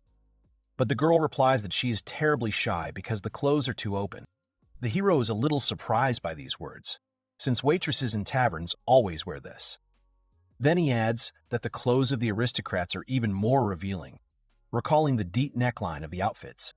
The girl says that everyone in the country dressed more modestly, and then she remembers that she mostly wore armor since she was a knight. But despite the fact that she hates this style of clothing, Safia says she can tolerate it if she is told to wear it. The hero says that no one is going to force her and decides that if a girl does not like to wear this, then this should not be done. At this time, Mikura is giggling behind his back. Then she tells him that she still has things that she wanted to sell to Falk, and the guys say that this was to be expected from the great merchant. Mikura offers Safia several outfits. After seeing her in a kimono, The guys say that it looks great, but then they begin to doubt whether it is suitable for a tavern and notice that it is also inconvenient to fight in it. Then she puts on a strict outfit, and then the guys decide that this is too formal and call it too pretentious for a tavern. They ask Makira to pick up something less serious. After that, Sophia is dressed up in a Chinese-style image. The guys start saying that they like it, despite the fact that their opinions differ in terms of the similarity of the outfit and the atmosphere in the tavern. Suddenly, Makira approaches the girl and hands her the details of another image, saying that she collects goods from all over the continent. Taking this in hand, Sophia is very embarrassed. The hero screams that this outfit is even more open, and Kohaku recognizes this as a dancer's costume. At this time, the girl throws aside her clothes and starts running, shouting that she can no longer. Then Cleo approaches Makira and asks her to stop laughing at Sophia, in response to which she apologizes and explains that she could not resist seeing how innocent she is. After a while, the guys still manage to pick up an outfit that the girl will like. She says that these clothes look decent, inspecting her image.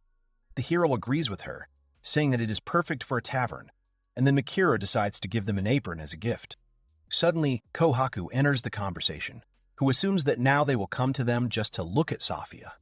Cleo first asks her not to talk nonsense, but then she notices the berserker rabbit pajamas on the girl and is very surprised. In this case, he decides to buy something for himself. The hero allows the others to choose what they want too, since Falca paid them a lot of money yesterday. The guys begin to choose, and first their eyes fall on fruits and vegetables. Sophia is then attracted to the cutlery and begins to look at it, while the couple and Kohaku get carried away with choosing books. The hero does not stop chatting with Marika, choosing cans, but suddenly decides to turn around, hearing a noise behind him, and notices the department with weapons, which Shiraku is interested in. Cleo begins to watch intently as the guy chooses a weapon for himself and carefully examines it. But suddenly he is distracted by Sophia's voice, who has found musical instruments. She picks up a guitar and, pulling the strings, notices that the instrument has a good sound. Suddenly, Kohaku comes up to her and asks if she knows how to play, but she replies that she does not know how at all. Then the hero comes up to them. He asks to take a look at the instrument, after which he sits down on a box and begins to play. The girls are very impressed by this, and they begin to admire his game. Sophia is surprised that the hero can even play the guitar, in response to which he says that, since he is a child of war, he had to learn a lot. Suddenly, Kohaku remembers that he knows this song and then turns to her, offering her to sing together. The girl closes her eyes and starts singing, while the couple and Sophia admire her singing. Suddenly, Shiraku joins them, who informs them that he can play the flute. The hero is delighted with the sound and screams that the song sounds even better this way. By this time, the couple admits that they also studied the same instrument a long time ago. She goes to the counter to pick up the violin, and Makira lets her do it. Sophia begins to admire how talented her friends are. She notices that they all know how to play at least something, and thinks it would be cool if she too had some kind of the same talent. Then the hero asks what the girl thinks about dancing and invites her to dance anyway, just for company. Sophia tries to refuse, saying that she has not danced since childhood, when suddenly Kohaku comes up and grabs her hand. She begins to pull her along, and from this, the girls start dancing to the music. Sophia stops being embarrassed and starts laughing happily, dancing in the company of friends. The next day comes, and it's time to say goodbye to the couple. The girl thanks the guys for spending 2 days with them and admits that she had a lot of fun. The hero, in turn, also expresses gratitude and notices that they have learned a lot about plants. Kohaku agrees with him and adds that she was also interested in talking to the couple, like the rest of the guys. She asks the girl to look in on them if she suddenly passes nearby, and the couple agrees with her. Then the hero decides to thank Makira for the fact that she decided to accompany their new friend. In response, the girl says that this is not a problem, since they do not care one way and promises to come next month. Makira asks the guys to try not to get into anything, and they wish her the same. After that, the cart sets off. The guys notice among themselves that it was a very busy 2 days, as they met so many people at the same time. Now some of them are even getting sad. Then Kohaku suggests that everyone not go to the tavern today and relax quietly, so that, for example, they can sort out the things they bought from Makira. The hero agrees with her, and Shiraku decides to continue building in the bathroom instead of taking time for himself. Suddenly, Safia remembers that the guy bought a sword and asks if he really found something of good quality. But he replies that he bought an ordinary sword, which will break anyway against the unknown. However, this is better for him than being unarmed. Shiraku says that it is better to be with at least some kind of sword than without everything, and the girl agrees with him. She says that this time they were lucky to avoid conflict, but suggests that next time they may have to fight someone like Schubert. According to the girl, no matter what enemy comes, they need to prepare well to properly fight back. Shiraku replies that if he had a flame, he would have coped with this task without any problems. At this time, the hero silently follows them. Suddenly, he sighs heavily and announces that he has decided to borrow something after all, since there is nothing more he can do. Hearing this, Shiraku turns to Cleo to ask what he is talking about. However, after that, the guy notices the hero holding out a familiar sword to him. Cleo explains that he said that Shiraku could take the flame. A caravan of several mules is moving along the road. There's not a soul around, just boulders. Sitting inside the carriage, Mercus asks the couple if she studied at Volornius University. She also explained why she felt some kind of nobility in the latter, to which the couple replied that she was actually from an aristocratic family, but after the death of her father, a lot happened, and their family lost their position. But the professor turned out to be a very kind person, and thanks to his help, she managed to complete her studies. To which Mercus assumed that his name was Rakajil. The couple asked if they knew each other, to which she replied that they had been buying medicines from him for a long time. The caravan stopped. The animals eagerly began to eat. People went outside to take a little break from the road. Mercus and a couple are sitting on chairs. The first one said that if she was heading to the central part of the continent, she recommended that she find out about the city of Mintarler, as scientists from different countries gathered there to form an expedition to the Great Forests. She also said that she would write a recommendation to a couple. She has several friends who will help with the research. Although if she mentions her university, there will be no need for this. To which the couple thanked her and said that she was afraid to go alone. Mercus said that the holy city is located in a central part of the continent, and there are no major conflicts there now, so it will be easy to focus on research. But she also explained that vigilance should not be lost, as strange rumors have been circulating lately. To which the couple clarified what kind of rumors are going around. Mercus said that a swordsman has appeared in the northern part of the continent who is able to use any unknown swords. His name is Verndio. The couple was a little surprised by these words, and Mercus continued and said that he stands out from the rest of the swordsmen, destroyed several countries alone, is now slowly moving south, and quite possibly will head to the central part. Anything can happen at times like this. You must always be ready to escape. The couple agreed with her and said the name of the swordsman Verndio again, thinking. Then she remembered that a man with the same name was in the tales of the kingdom of Finn. To which Mercus was surprised and asked if she was familiar with this essay. The couple replied that they had accidentally stumbled upon him in the university library. This is the legend of King Verndio, who struck down numerous forces of evil with a sacred sword. She had heard various theories about whether it was based on real events. Mercus clarified whether she was talking about the king, since she herself had read the version, which is slightly different. The couple was surprised and asked her again about what she had said. Then Mercus said that in her version of the tale, Verndio was not the king. He was a blacksmith, and the sword that was mentioned there was not sacred but unknown. The couple was very surprised that the stories were so different, and Verndio was also represented by the man who created the unknown swords that caused these troubled times. He looked like a man with a stern expression and long dark hair. The past tense, ancient ruins, stone pillars.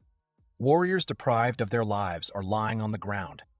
The girl with the glowing sword, looking at this picture, was surprised and said that there really were still direct descendants of Verndio in the world. Suddenly, she saw a man approaching her from the left side, holding glowing swords in his hands. And he had a very angry look in his eyes. Stone skulls began to appear around her. They surrounded her. The girl immediately exhaled nervously and closed her eyes. There was an explosion immediately. From this fire, she flew out and around protective barrier into the sky. However, she did not expect Verndio to attack her from behind in the air. She turned around and immediately put her sword in front of her, deflecting his attack. They clashed with swords. There was a fierce battle between them, so that even parts of the ruins flew off in different directions when a sword hit them. During the next attack, the girl closed her eyes, put her hand in front of her, and said that she would not give him this sword, even if she had to sacrifice her life. After which, she released her power towards Verndio. He shuddered. Chains came out of the ground and wrapped his arms, legs, and torso so that he could not move from his place. The girl stood in front of him at a distance, raising her sword arm to strike. After that, she told him to disappear and rushed straight at him. At that moment, Verndio freed himself from the chains, struck with a sword and cut off her hand. She couldn't say a word out of surprise. The sword fell to the ground. After the shock passed, she screamed and rushed towards him. He also held out a sword in front of him, which pierced through her body. Blood poured from the wound and from the mouth. The girl could only cough, after which she fell to the ground. Verndio didn't even glance in her direction. Instead, he turned his gaze to the sword lying on the ground. The girl asked him if he knew what he was doing, to which he squinted at her and said that of course he understood. She called him a fool. Verndio picked up his sword from the ground. The blood continued to leave her body, forming a large puddle under it. The girl said that not everything would be as he wished. After that, her strength left her. She lost consciousness. He looked at her lifeless body once more, then abruptly turned around and walked away from the scene of the battle. Present time. 4 masked men with 3 eyes stand next to each other, swords ready to strike. This is the 3-eyed guild of assassins that hunted Shiraku and appeared from time to time. If there is an order, then whatever the resistance, they will come one after the other until the target is defeated. As far as the hero knows, this organization is a lot of trouble, and this time they came for Surreal. They raised their swords to strike, and at the same time the 4 of them rushed towards him to destroy him. But he dealt with everyone with his sword, and said that he would not take their lives. Let them take their own and leave, and return as soon as they recover. He will accept the call at any time. Cleo, looking at the picture presented to him, concluded that they were now suitable for Surreal only for training. Kohaku asked that as soon as Shiraku got the flame, he became even stronger, to which Cleo agreed and said that he even felt sorry for the guys from this guild. She continued to look in front of her and said that, to tell the truth, she was a little doubtful whether it was worth lending Surreal the flame. But, as Cleo said, everything turned out well. The latter tilted his gaze towards Kohaku and looked at her questioningly. His thoughts were that he decided to lend him the flame when they were attacked by Falca. It didn't come to a battle, but the power of the unknown sword that Schubert showed was terrifying. If they had to fight, then Surreal and Sophia might not survive. Cleo remembered telling him to his face that his sword was wasted anyway, so let him have the flame, to which Shiraku was surprised and asked if he was in his right mind. Cleo, looking him straight in the eye, said that he was still in his right mind. After that, he narrowed his eyes, which made his gaze become more serious and, continuing to look at him, told him not to misunderstand him. He explained that he was giving it to him solely for the protection of the place and self-defense. He would not give it up for the sake of plans for revenge against Shiraku, to which the latter asked if Cleo thought that he would take the flame and leave here. The main character closed his eyes and said that he would not leave. Otherwise, he would have done so long ago if he had been capable of such a thing, because there were plenty of chances. Sophia was closely following their dialogue at the time, and Cleo continued, saying that, as before, he was not going to keep him from revenge plans. But it seemed to him that so far, Shiraku was not strong enough to fight against the entire country. To begin with, he should now learn to handle the sword freely, become strong enough not to yield to anyone, and after that he can already do as he wants. After his speech, Cleo asked if he would help them until then. After a short pause, Shiraku agreed and accepted the sword. The main character emerged from his memories and said that it would soon be 2 months since Shiraku came here. It seems to him that he has decided for himself what kind of person the latter is. He won't break his word, and he's just incredibly straightforward. To which Kohaku was surprised. Shiraku called out to them and told Cleo that he would go take a nap, and if something happened, they should wake him up. The latter agreed. He staggered towards the house. Cleo and Kohaku, looking after him, began to talk about how he had overdone it a little since he received the sword, and it seemed even difficult for him to use all the possibilities of an unknown sword. But they summed it up with the words that he will definitely cope, because he has an amazing sense of battle. After that, Cleo noticed an enraged Safia approaching them. She clenched her hands into fists and began to talk very emotionally about the fact that it was training time and called Cleo to train.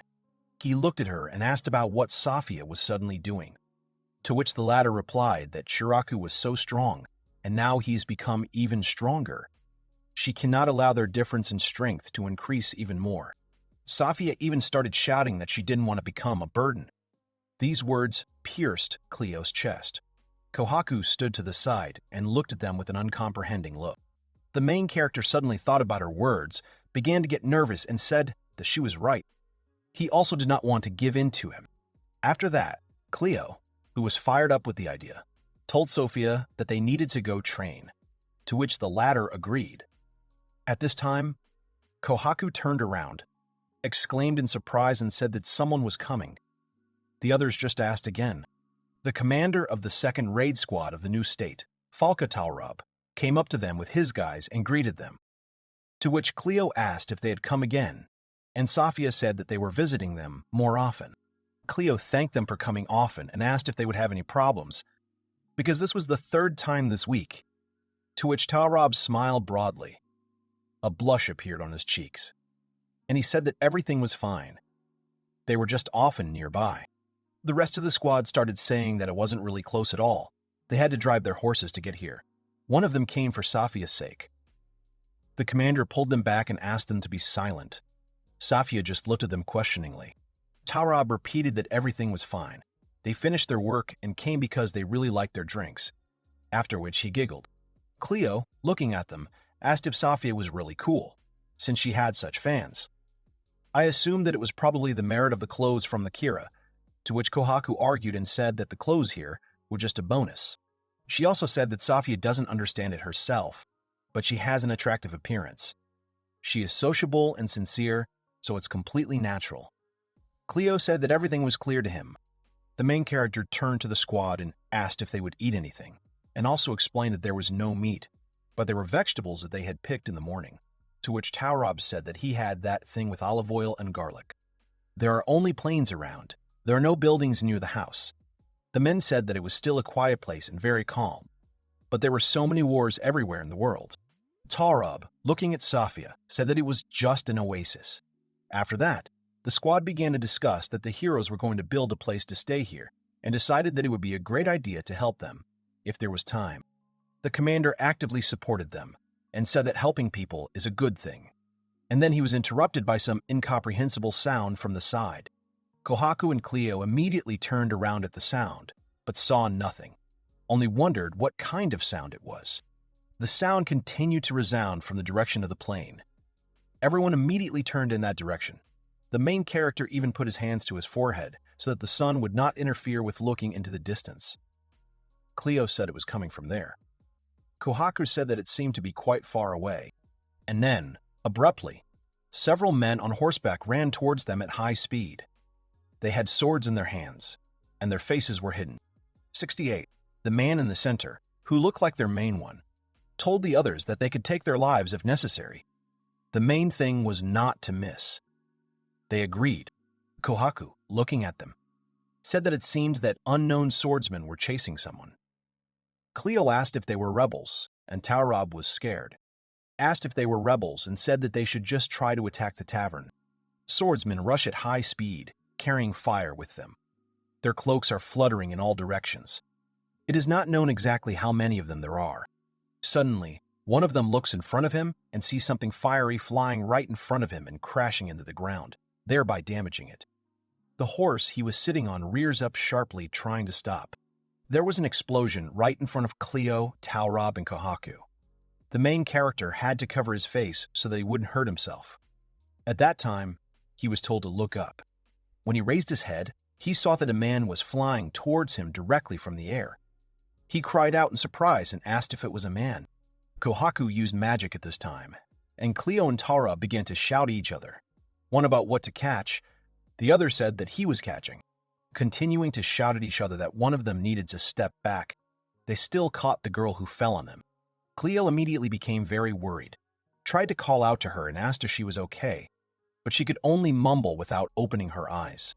At some point, sensing that something was happening, the girl opened her eyes and stared sharply at Cleo. He continued to watch her. He said, without breaking eye contact, that it looked like she was alive. The main character, Talrob, and the girl continued to sit on the ground. She looked at Cleo and said that no, it couldn't be. To which he asked her what she was talking about. The girl covered her mouth with both hands. A blush appeared on her cheeks, and her eyes turned into small saucers. She told the hero that he was very handsome. Cleo and Safia asked her what she was talking about, and Kohaku continued to look at her with a sweet expression on her face. The stranger put her hands on her cheeks, closed her eyes, and apologized to him for being so sudden. To which Cleo said that everything was fine and asked her to get off him. The girl thanked him for saving her, and then admired him and said that he had amazing muscles. Cleo turned to her again and asked if she could hear him, and Taurub said that he actually caught her too. Safia was very angry at this situation at that time and thought to herself about how this stranger had just met and already stuck. Cleo was also good. It was worth a pretty girl talking to him, and he melted all over. Then, paying attention to his face, she stopped in her thoughts and thought that she was wrong. He had such disgust on his face that she even liked this girl. Talrob thought that the stranger was strange. Cleo told her to stop and move away if she wasn't hurt, or he would use force on her. The girl continued to look at Cleo and said that even when he was angry, he was still a cutie. At this time, Kohaku asked Safia if she knew that Cleo was very wary of people who behaved so friendly and at ease at the first meeting. Safia, in response, whispered again about whether he had something similar in the past, to which Kohaku replied that she did not know the details, but he had been through a lot. At this time, the swordsman continued to stand at a distance from the heroes and looked at them. One of them turned to his people and said that there were people there. When the stranger saw the swordsman, she only exclaimed, and one of the rebels sked. He was surprised that she survived and said that she turned out to be strong. Each of the men had a sword with him. Taurab looked at them and shuddered slightly. The stranger immediately began hugging Cleo and, smiling, said that she was scared. They wanted to take her life. The hero began to get angry and only asked if she could hear him. Safia was standing not far from them, overcome with jealousy. Kohaku turned her back on them. Taurab took his sword out of its scabbard and pointed it towards the swordsman, while addressing Cleo and the stranger, and said that now was not the time to flirt. The latter was indignant and asked who was jealous here. The commander realized that these people were from Mundima, which he informed everyone about.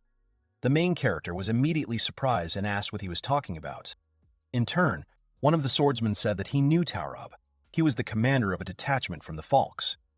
Another replied to him, which means this is their territory. The third one said that it was luck, and they could deal with everyone at once. At the same time, the men jumped to the ground. The commander immediately roared and shouted that these were his words. Safia stood not far from him. Her whole appearance indicated that she was ready to fight. Taurab immediately rushed towards the enemies. Suddenly, Suraku flew out from above, holding a flame in his hands. The commander was surprised by his appearance on the battlefield. Cleo was also surprised, opening his eyes wide, and exclaimed that he was going to bed. The swordsman did not understand who he was. Shiraku turned to his friends and said that he had woken up to the noise, and it looked like they had good training partners. After that, he returned his gaze to the swordsman and told his friends not to interfere. He would deal with them himself. Taurab tried to argue with him and told him to wait because he wanted to show how cool he was. Shiraku did not listen to him, but headed towards the enemies with great speed. The sword, like himself, just burned with flames. One of the swordsmen tried to use the power of lightning, and the other said that he was quite skilled and he should be careful. Shiraku clashed with swords with one of the enemies. The latter was surprised by his strength. Then the man turned to him, calling him a fool, and said that his sword had the power of the earth. Shiraku narrowed his eyes and said that his sword had the power of fire. The unknown swordsman was really scared. As a result, the fire flared up strongly, not allowing the swordsman to come closer. He only wounded them, from which they began to scream in pain. Taurab was surprised and asked if he had found a suitable sword, to which Cleo said that the sword had been there for a long time. At this time, The rebel, who has a sword with the power of the earth, got angry. He pointed his sword towards the fire and told it to receive. At that moment, Shiraku landed behind this man, called out to him, and asked if he had really decided to take the life of his colleague. The man immediately turned around at his voice, and Shiraku immediately used his power on him. The swordsman got hurt and started screaming.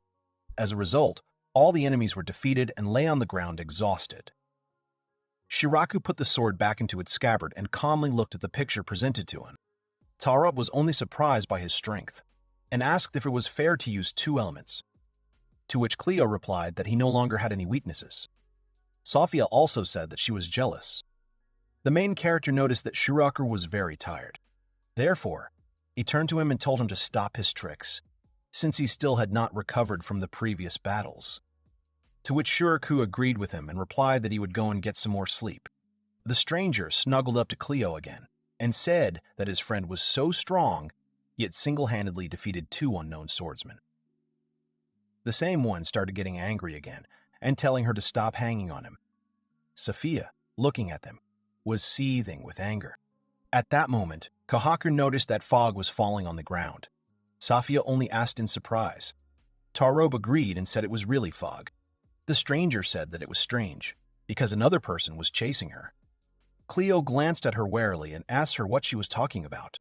But the girl relaxed, clung back to the main character, and said with a smile on her face that he had probably already given up. At this time, he felt the presence of someone behind them. Cleo turned around and saw a huge man standing behind them. He was very scared, screamed, and asked where it came from. Sophia, calling out his name, immediately rushed to their aid. Kohaku threw a magic stone towards the giant. The main character and the stranger jumped aside. While everyone was waiting for the stone to hit the man now, they saw that he was no longer in place. Kohaku looked surprised. Cleo asked if he had disappeared. She told everyone to be careful, as the giant has an unknown sword that creates illusions and hides his presence. Cleo exclaimed if this was really the case, and said that it was impossible to relax for a second. The stranger folded her hands in front of her, made a sweet face, and addressed the main character with the words that he had shielded her. She was so touched. He, in turn, asked her to be silent already. The giant, standing at a decent distance from them, told himself that they had excellent reaction speed, which meant that not only the swordsman who defeated his subordinates was there, but the rest were worth something, and they need to be lured to themselves. Cleo swore and said that he couldn't see anything. The fog was thickening fast. They stood together with Sophia and Kohaku in a circle, protecting the stranger from the offenders. Kohaku turned to the guys and told them not to lose their vigilance. They agreed with her. Tarob said that things were bad because he was one of the commanders of the Manhua. Cleo asked him again. Tarob tensed up a little and said that there was a dangerous type among those commanders who possessed the magic of illusion. He uses dirty tricks, attacks the mind with illusions.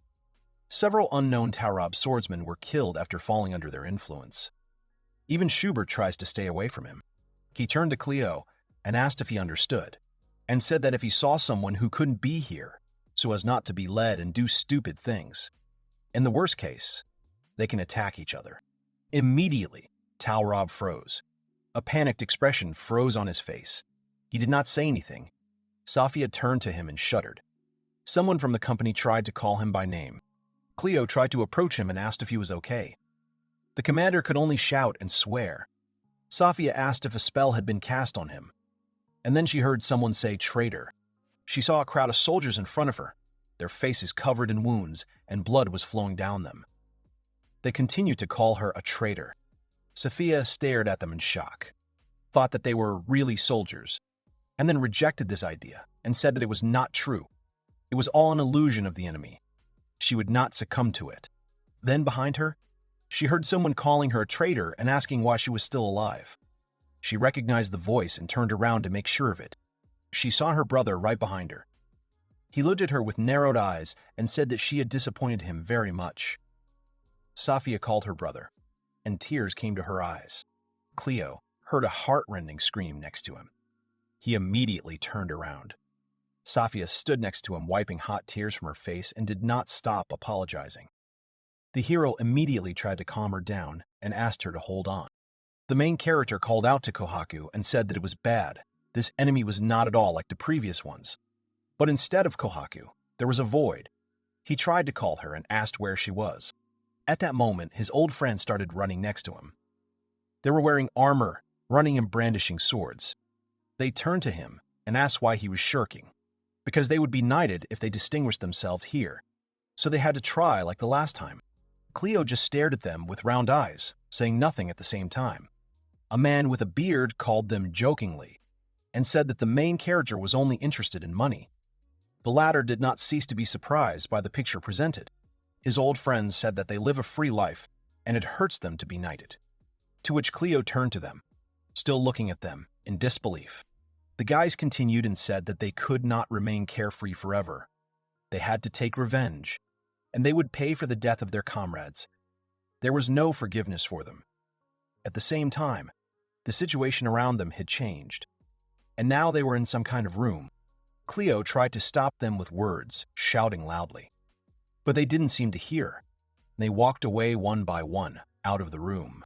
Immediately, the girl who was sitting next to him called out to him and asked if he was leaving now. His eyes widened too much when he realized who was in front of him. And the girl, holding a bunny toy in her hand, asked him to come back soon. At this time, the commander of the Mundima was moving through the fog and watching what was happening, while telling himself that every person has their own mental trauma. No matter how strong a person is, once under the influence of his magic, he will receive psychological damage, and as a result, he will not be able to recover. Then he praised himself and called himself the strongest. After that, all that remains is to melt their minds with drops of happiness, brainwash them, and the invincible novices will be ready. Then the Mundima order will become even stronger and even closer to dominating the continent. 140. Then he noticed Kohaku standing in front of him. He was surprised how she was able to cope, because she also had to deal with her injuries. She, looking at him, said that indeed the magic of illusions was nothing but problems. But illusions of such power did not affect her at all. The giant got angry and said it was nonsense. How could his magic not work? After which he asked Kohaku about who she was. She replied that she was an employee of the Poffy Tavern. After that, a magic stone formed in one hand and the other glowed with her power. She said that he interferes with her work and therefore will answer for it. She threw a stone in his direction. He did not expect this but pulled himself together and began to beat him off. The giant spent a lot of effort on this and therefore even got tired. He chuckled. And then he laughed out loud and said that she had such strength even without an unknown sword, that she was strong and it was amazing. He said that their order needed such free people and he would convert her at all costs. Kohaku just looked at him without saying anything. At this time, a hand reached out to the giant's face. Immediately, Cleo grabbed him by the collar and pulled him towards him. His face was very angry. The giant did not expect this, and neither did Kohaku. Both looked at the main character in shock. Cleo asked the giant if the illusions were his handiwork, after which he pushed him away from himself with all his strength, which almost caused him to fall to the ground, clenching his left hand into a fist and holding it out in front of him. The main character said that the giant had shown him disgusting things, and therefore he should be beaten. The commander of the Mundima was surprised and asked if his magic had not worked on Cleo too, to which he again said that the giant had shown him disgusting things, which means magic works perfectly, after which he expressed himself unflatteringly to him. Kohaku turned to Cleo in shock and said that it was amazing because once under the influence of magic, it was terribly difficult to free yourself. To which he asked if this was really the case. And then he explained that he just imagined kittens on his shoulders, as he did to prevent the explosion of the forces of an unknown sword. And after that, the illusion just disappeared. Kohaku was only surprised in response. At this time, a fire formed behind the giant. He turned around to see what was going on. From the fire came the words that the man had fought many times with those who used the magic of illusions. After that, Shiraku appeared out of the fire and continued that he still hates such people. He just hates it. Kohaku said that it looks like Tom also managed to free himself. Cleo only praised him. The giant roared and asked who they all were. Kohaku repeated that they were employees of the Poffy Tavern. Cleo told him to remove the spell from their guys faster, because it causes psychological damage.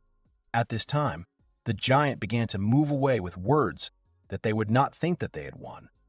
But he finally found new followers and would not allow them to leave just like that. But his whole speech was cut short by his cry. Cleo turned to see what was going on and saw the guys from Falk's squad. He asked them what they were doing, to which they were surprised in response and asked if they were all okay. The guys said that they have a special anti-magic drug, Falky. It protects against these illusions.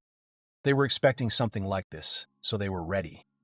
Each of their raid squads wears one. Cleo just admired that it was cool.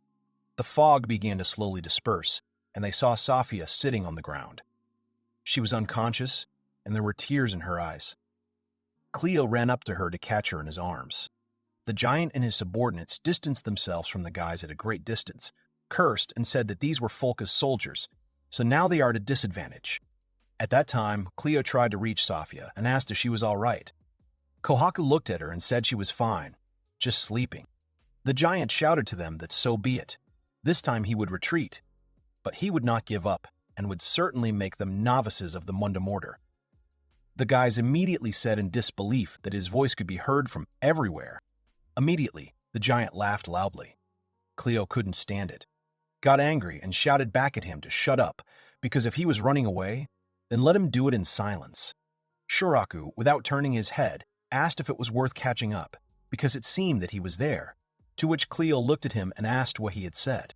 And then he thought about it and replied that it was not worth doing this, because he was falling off his feet.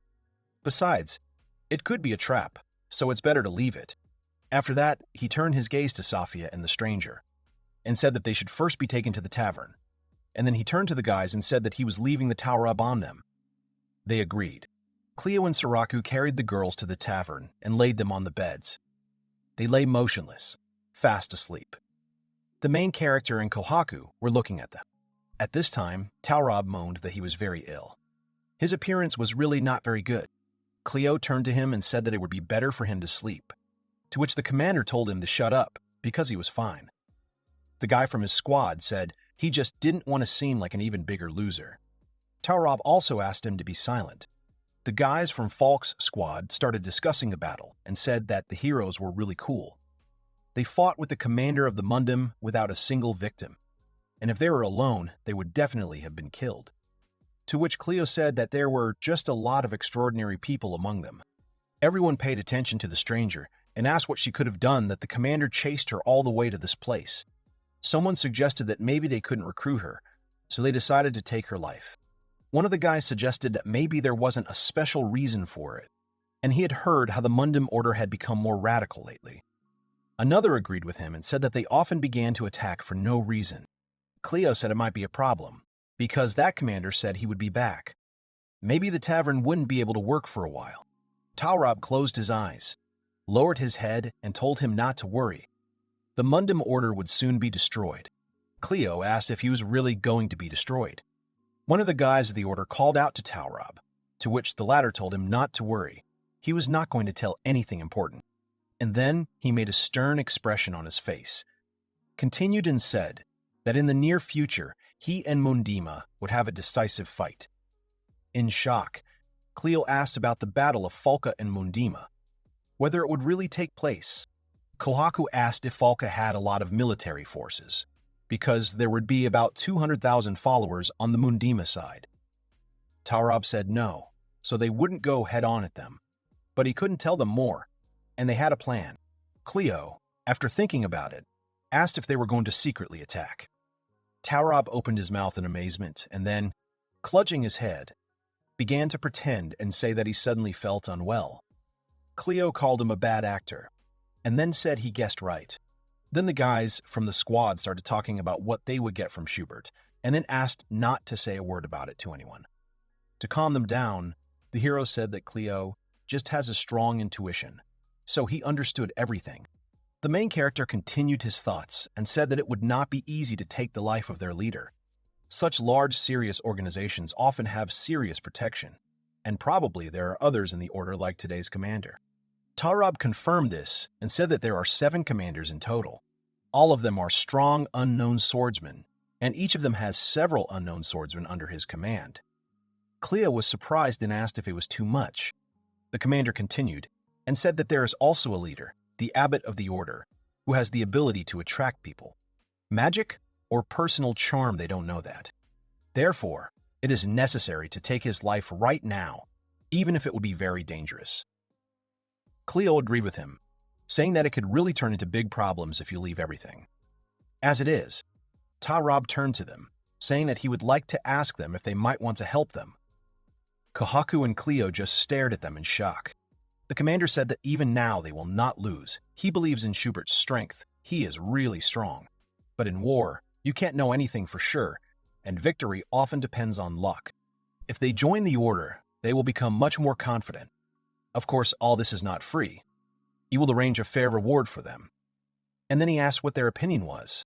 Cleo replied that even though the Mundum Order was hunting for them now, he could not make this decision alone, because Safia and the others would fight. Ta-Rob shuddered and looked at Safia, who still hadn't regained consciousness. Then he said that Cleo was right and apologized for dumping everything so suddenly, just decided to share. The main character said that Tom has nothing to apologize for. This applies to them too. They will discuss it with Safia and Shiraku when they wake up. Ta-Rob said it wasn't worth it. In fact, they had made several alliances, so they were ready for anything. A member of his order told him to finish his speech, but the commander continued and told them to wait for good news from the squad. They will quickly deal with the abbot and put an end to the Mundum Order.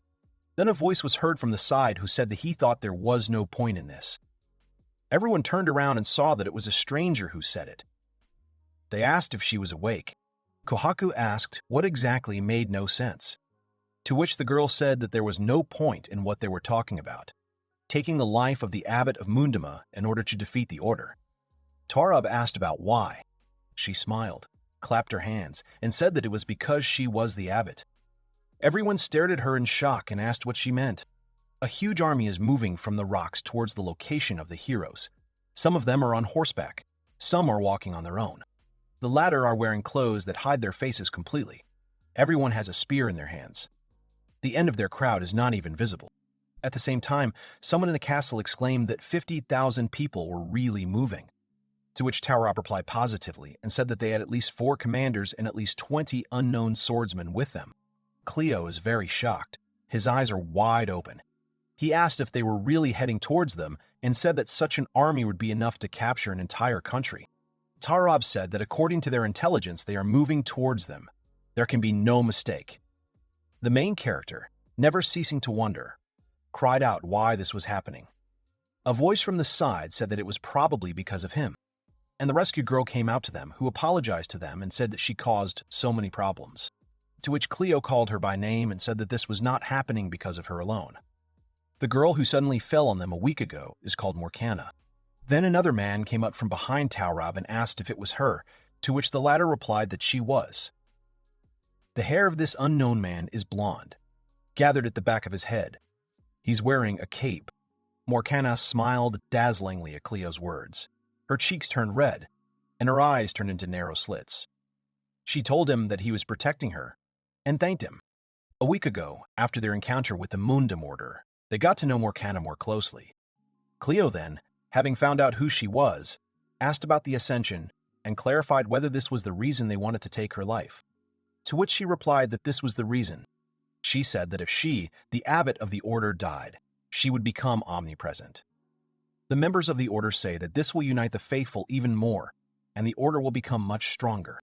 Ta-Rob then asked her if this meant that they were going to take her life for the good of the order, to which she replied that this was the order in their order, which was why she was running away so desperately, because she did not want to die.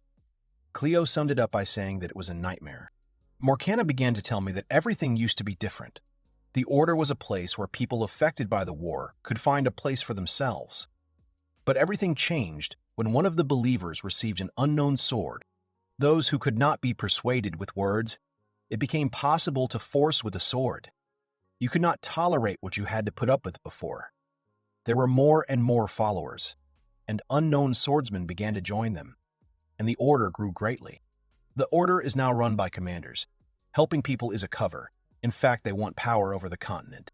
Cleo immediately asked that if they relied so much on the power of swords, then what was the point of Morcana's ascension? To which she smiled and said that she always hides her face in front of the faithful. so they could just replace the abbot, but they persistently try to take her life.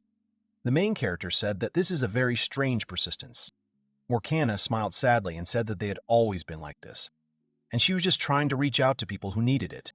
Emerging from his memories into reality, Cleo heard Taurab tell him that it was better for them to prepare for escape as soon as possible, because one of the goals of the Order was to get heroes into the ranks of their novices. The main character immediately turned to Morkan and said that the enemies would come to them anyway, whether she was here or not, and asked her not to worry to no avail. Morgana was surprised at his words at first. Then her lips broke into a smile. She folded her hands on top of each other and, looking at Cleo with all her eyes, addressed him by name.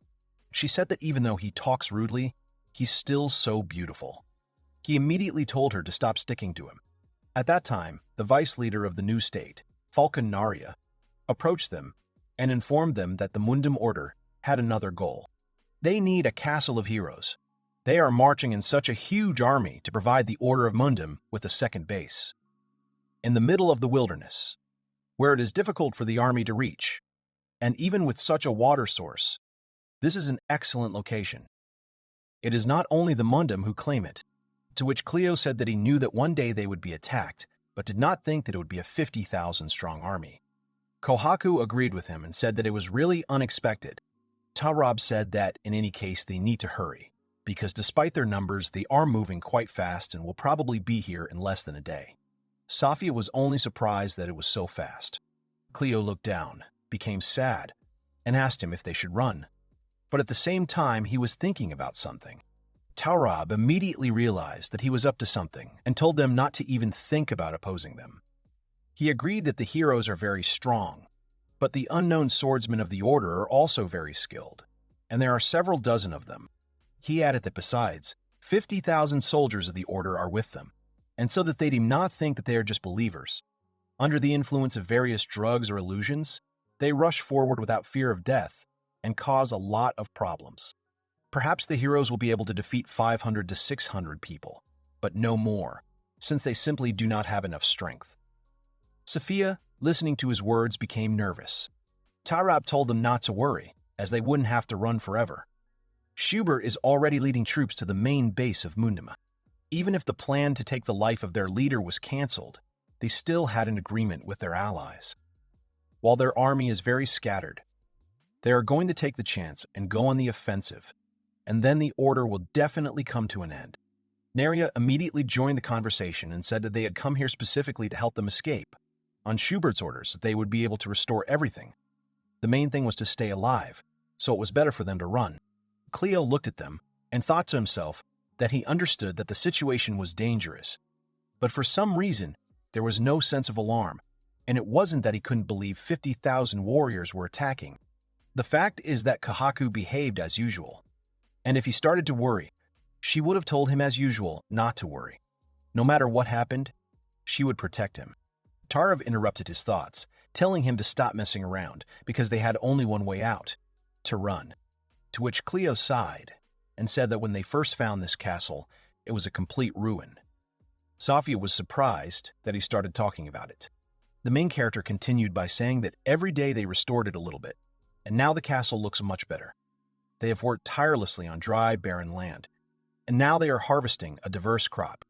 They have a sauna and a bathhouse that Shiraku built, as well as a kitchen and dining room that they built together. To be honest, this is the first time in his life he lives in such a luxurious place after all. He is a child of war. Cleo looked at Kohaku, and then turned to her and asked if she thought they could handle the enemies on their own. To which Tara began to get noticeably nervous and angry. Shiraku even opened his eyes a little, and Safia just called his name. But Cleo, not paying attention to anything, continued his conversation with Kohaku, and said that this was their house. It would be a pity to lose it. She just stared back at him. After that, she said that there would be 10 to 20 people like that commander of the Munduma. They would most likely cope. If they fought together, they would win. However, to be honest, it will be somewhat difficult for them to defeat 50,000 warriors who are not afraid of death. It's like stopping a natural disaster, landslide, or flood on your own. Talrope is right. They don't have enough strength. Suraku became thoughtful and a little sad. Safia looked at them with some bitterness in her eyes, and Cleo himself sighed and said that everything was clear to him. But Kohaku went on and said that it was all true if she stayed in her current form. Cleo immediately went into a state of shock, and then, falling to his knees, tried to ask her, to which Kohaku simply made a peace sign with the fingers of both hands and said that if she returned to her former form, they would cope without problems. Subert said that there is an abandoned salt pit northeast of here, and if they have time, go there. After listening to him, Cleo, Kohaku, Sirach, Safia reached him, spending 5 hours on the road in one direction. The main character exclaimed joyfully that they had come. They entered the quarry.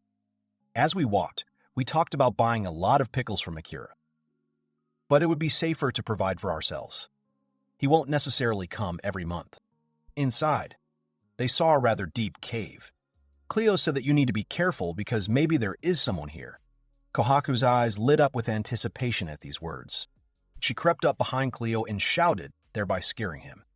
He jumped on the spot, and then turned to her and angrily asked what she was doing and if she thought it was normal. To which Kohaku apologized to him. Safia laughed at him and said that he was still a coward, to which Cleo, continuing to be angry, said that anyone could be scared here. The main character froze in place, his eyes widened in shock. Safia laughed and said that she would not be taken like that. She thought he was laughing at her, but Cleo said he wasn't joking, and there was a really huge spider behind her. She turned around when she saw him, and she screamed with all her might. Shiraku didn't even bat an eye. He said that these are salt spiders. They're not poisonous, you don't have to be afraid of them. They like salty things and strange bugs in general. Kohaku was inspired and said that it means the salt is already close. Cleo suspiciously said that he knew everything. The latter turned to Safia and asked if she was okay, to which she replied that everything was fine. He just suddenly appeared near her face. At the same time, it was clear from her that she continued to shake with fear. Then she saw 2 more spiders in front of her, hanging upside down on the web. She shuddered and screamed in fear, continuing to shake and cry. Safia said that she had lied and could not stand these many-legged creatures. Cleo tried to calm her down and asked her not to cry. Safia immediately began to argue with him, saying that she was not crying, but he said her nose was leaking. The others asked her if she was afraid of crabs and octopuses, to which she replied that no, they are delicious. She loves them. Shiraku interrupted her and told her to take a look. Looking ahead, they saw a salt mine and exclaimed that they had finally reached it. Kohaku ran her finger over the rocks, then licked it and said it was salty. Cleo touched it too and said it was a great rock salt. He said he wanted to eat something with this salt as soon as possible. Safia sighed and said she should have brought something with her. And Shiraku said that he thought that this would be the case, so he took something with him. He took tomatoes out of his things and shared them with his friends. They immediately began to eat them with great appetite, saying that it was delicious and that their tomatoes were the best. Thanks, tomatoes. Were the best. Thanks, tomatoes. Kohaku made a peace sign with the fingers of both hands and said that if she returned to her former form, they would cope without problems. Cleo and Safia were shocked by her words, but Shiraku listened to them with a bored look. Morkana was just smiling in the background. Tarab hit the table at her words and told them to stop, because there is an army of 50,000. Narya also said that she did not quite understand the phrase about returning to her previous form and asked if they would be able to repel the attack. Kohaku looked at her, folded her fingers in the peace sign again, and said casually that it would be no problem. Talrab and Narya still looked at her in disbelief, only asking if she was serious. Cleo told her to wait and asked if she could return to her appearance already, to which she said she could. She also said that in fact, about a month after they came here, she had regained enough magical powers to return to her former form, but not yet completely, so she did not change it. She explained that in this form, magical powers are restored more effectively. Cleo, looking at her, said that he understood everything. Safia said that she did not understand anything and asked to explain what they were talking about and what it meant to return to the previous form. Cleo turned to her and said that it was a very long story to tell, but in short, it meant that she would become an adult. Safia said that it became even more incomprehensible. The main character said that, in other words, Kohaku would become super strong, and then they would not have to abandon the base and run away. Safia did not respond to this. Kohaku said there was a problem. Cleo abruptly turned to her and with a big question in his eyes asked what the problem was. She replied that it would take time to transform. Then he asked how long it might take. Kohaku said that the more, the better, for at least one day. So if Mundima's army attacks at this time, then they will have to fight without her. Cleo approached Halrob and asked if it was true that the enemies could come here in less than a day, to which he replied that it was most likely so. But Shiraku interrupted them and said that it was not a problem, asked them to leave it to him. He stood as if fired up with a new idea and said that an army of 50,000 people would be just right for training. Cleo just opened his mouth in surprise and said that Shiraku was even more excited than usual. Safia said she was also fired up. She said they would fight together to protect this place.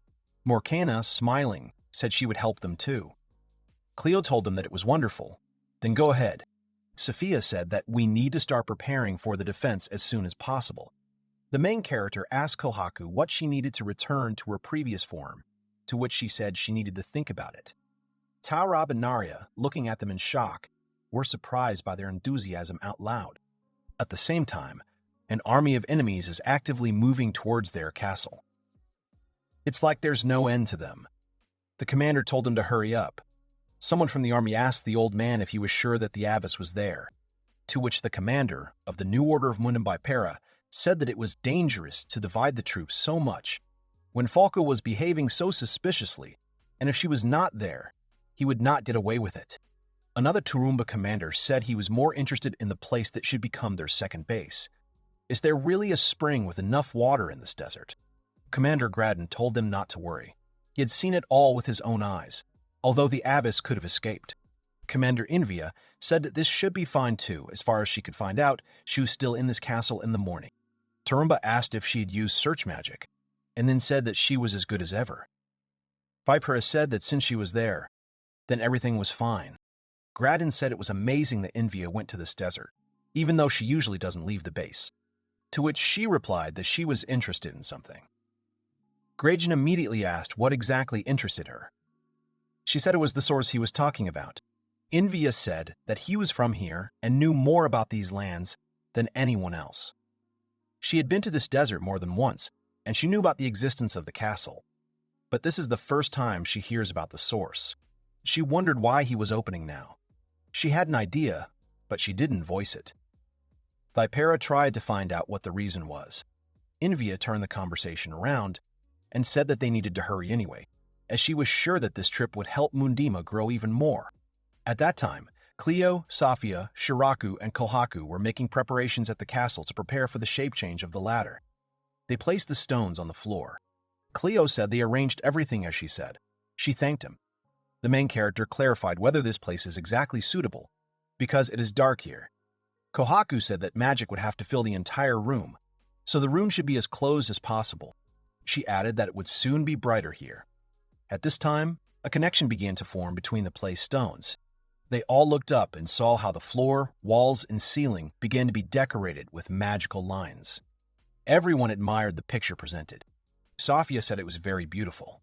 Morgana was also delighted and said how beautiful it all glows. Kohaku notified them that she was starting. Cleo said it was fine and he prepared some food for her to eat if she got hungry, after which he wished her luck. He turned to leave, but Kohaku called out to him. She told him to stay here with her. He looked at her blankly. Kohaku asked if he remembered what she had told him in the beginning. She told him not to stray far from her, otherwise if the need arose, she would not be able to protect him. Safia and Shiraku watched him in silence. Cleo said it wouldn't work that way, because the guys would probably have to fight. Of course, he's not much use on the battlefield, but he can cook, for example. And, anyway, when he was a mercenary, he constantly fought in the front ranks, so now he can't do that and stay here with her. Kohaku didn't say anything, so they looked at each other in silence. Cleo exhaled and said she was too worried. And if the same situation happens again in the future, then she cannot guarantee that she will always be there. Kohaku only lowered her eyes and said nothing. The main character said that he was not going to go far. He would get here in 30 seconds if he ran. He would not do anything stupid, asked not to worry, and said that he would not die for anything, smiling at the same time. Cleo abruptly jumped to his feet and told her that everything would be fine. Safia said that she would protect him at all costs. Shiraku said that he was their leader and would not let them kill him. The hero asked if they didn't believe in him, but said he would count on them. Kohaku agreed with him and apologized, and then turned to the others and asked them to look after him and to be careful themselves. Everyone smiled at her and agreed. Morgana, looking at the pillow with a smile, asked Safia if she had really made a pillow especially for her, and said that she was very glad. To which she said that she should not stick to her, and Shiraku made her. The abbot took the pillow in her arms and hugged it, pressing it to her cheek, while saying that it was so soft and you could fall asleep on it in an instant. Safia agreed and said she was stuffed with fluffy poppy fur, which has a calming effect. The latter asked Marana if she could sleep alone now, to which the latter made a touching expression on her face, and said that no, she would never be able to sleep alone, because the room was too big and she would not be able to sleep.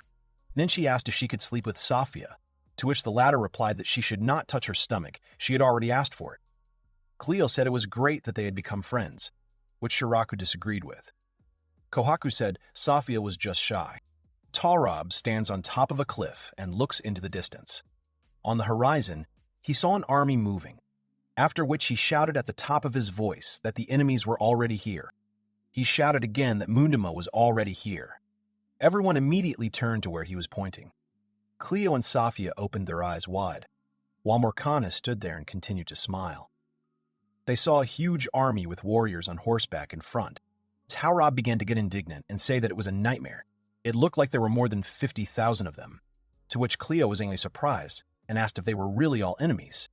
The commander turned to him and asked if he was too calm and if he understood how bad everything was, to which the main character said that he suddenly calmed down a little, looking at how he was going through.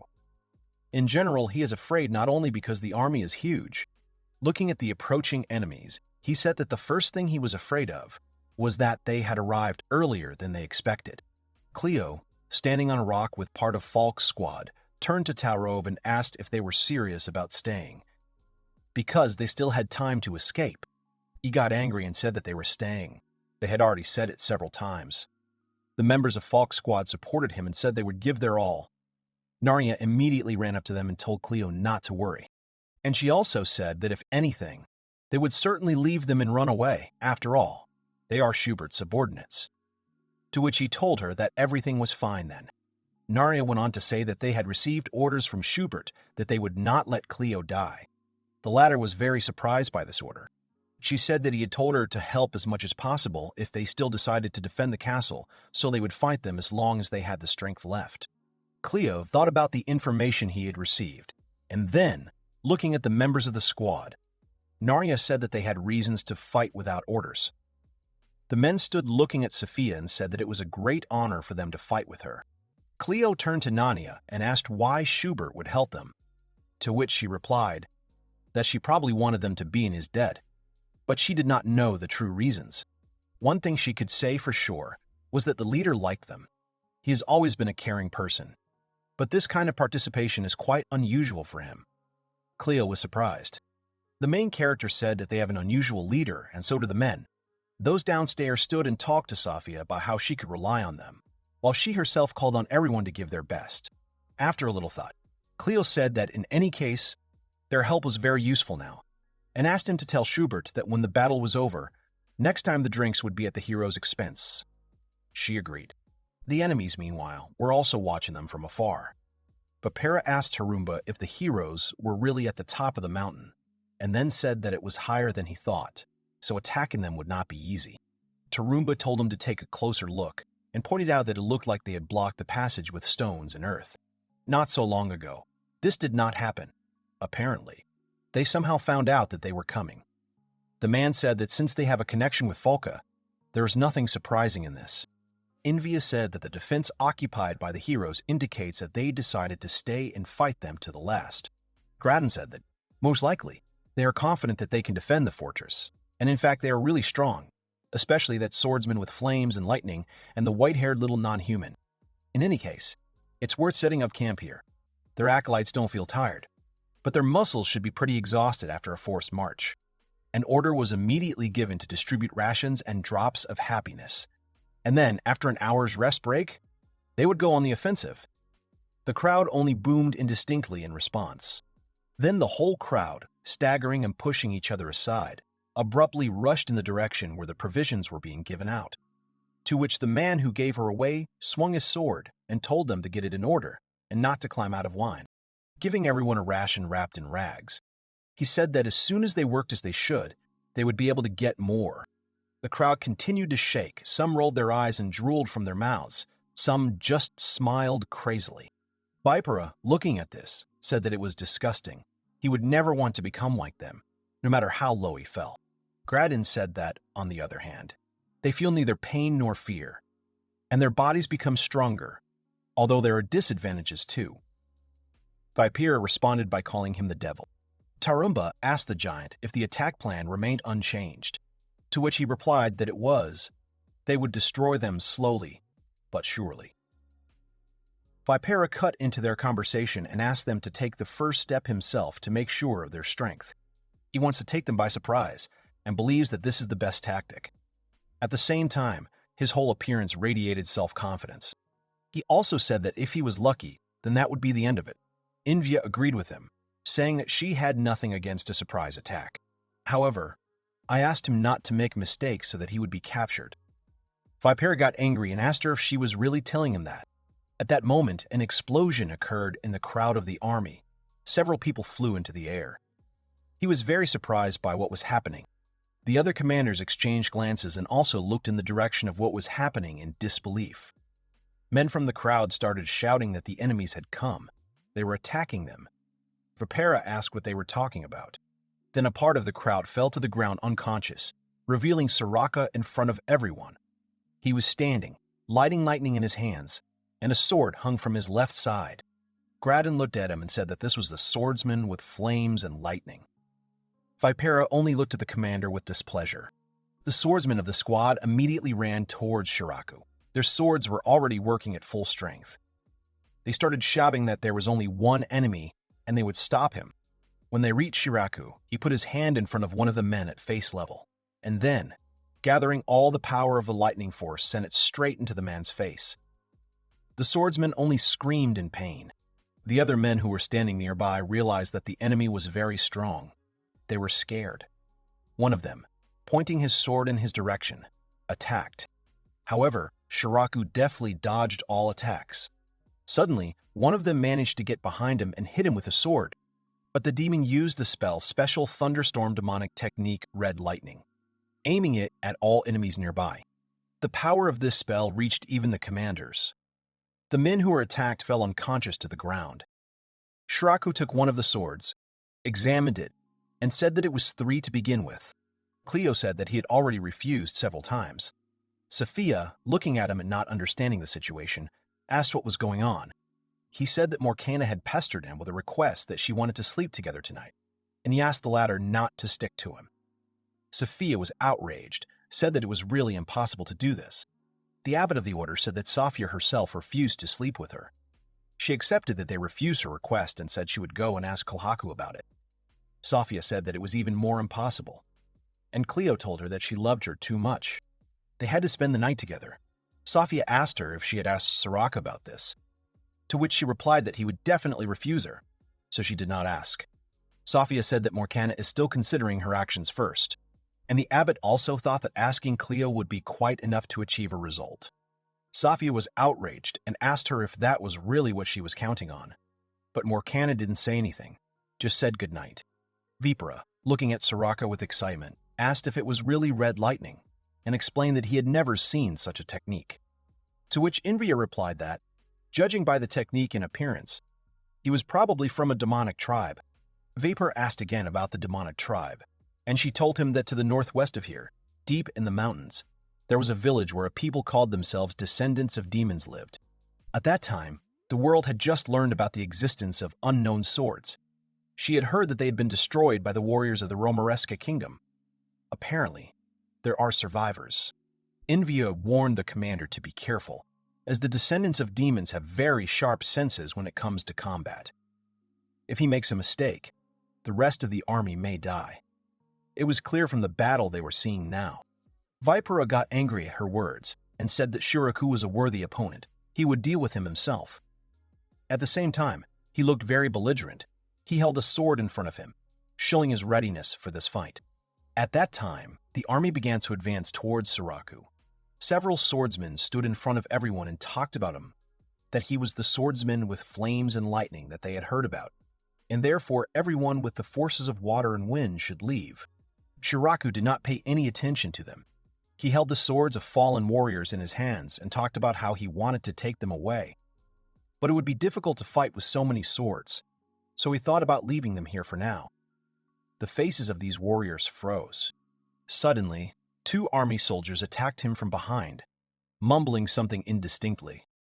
They had axes in their hands, and one of them had a mask on his face that hid half of his face. Shiraku noticed them, turned around and used the force of lightning in their direction. It swallowed their bodies completely, and only their screams could be heard from there. Looking at them, he wondered if they could already move or not. At this time, he heard the sound of approaching footsteps and turned to see what was going on. Vipra flew up to him, immediately attacking him with a sword. But Shiraku immediately blocked his blow, holding his sword out in front of him. Shiraku used the force of lightning on him. Then the commander stopped it with his hand, after which they began to move in the air, periodically trying to strike each other. The demon's gaze was very angry. The soldiers of the army felt the full force of their battle. Moaning and moaning, they began to move towards them. Shiraku turned his gaze to them and wondered aloud that they could move, to which Vipera said that these novices could not be stopped by attacking half-heartedly. The drug made them insensitive to pain and fear. The demon looked him straight in the eyes. His gaze was full of determination. Vipera was even afraid of it. After which a fire formed next to him. Shiraku used a special technique of the unknown sword, nameless flame attack. The fire engulfed the enemy and all the nearby warriors. They fell dead to the ground. Shiraku looked back at them and said that this move was stronger than the previous one, so they would not be able to get up for a longer time, until he came up with a name for the reception. Then Vipera came out and said that he had managed to deal with them after all, but he added that his sword has the power of water, so his flame will not affect him. At the same time, he showed the demon his sword. Shiraku understood what he was talking about, and added that he had heard that there was someone among them who controlled lightning and water, and asked what it meant that he controlled water. He summed up that it would not be so easy for the Viper to win. The latter only flinched at these words of his. Shiraku began to pick up the swords of the fallen warriors.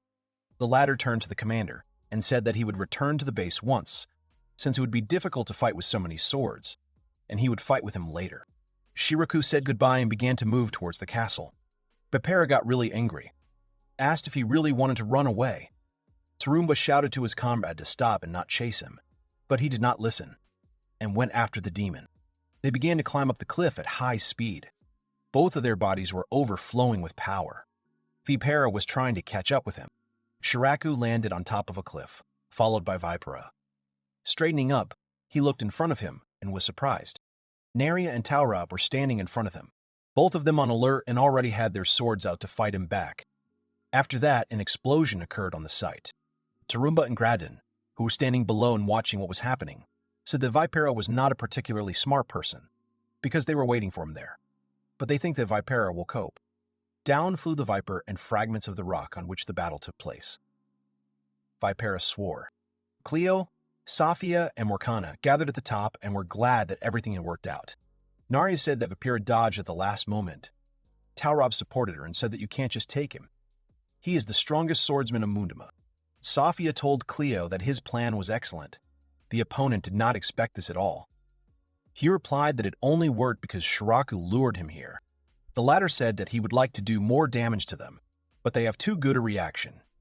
The main character told him that he had slain 3 unknown swordsmen, which is already great. Shiraku added that their acolytes were much more difficult to deal with than he had thought. Cleo was surprised by his words. The demon said that of course, he tried to conserve his strength, but after his techniques they immediately rose. An ordinary opponent, even if he could move, would be afraid of the pain and retreat, but they didn't even have a hint. It seems that the medicine they are given is very strong. Narya said that initially they were already well-trained warriors or mercenaries. Now they have been strengthened with medicine. They will continue to fight even after losing an arm or two. Talrob supported her and said that they were really dangerous. Cleo thought about it. He said that he thought that, having an advantage in position, they could easily gain time if they tried. But apparently it would still be difficult. Graden, seeing Vipera, greeted him and asked if everything was all right, to which he said that he was fine. Tarumba said that they wanted to take the heroes by surprise, but they were ahead of them. The giant agreed and said that they had taken 3 unknown swords from them.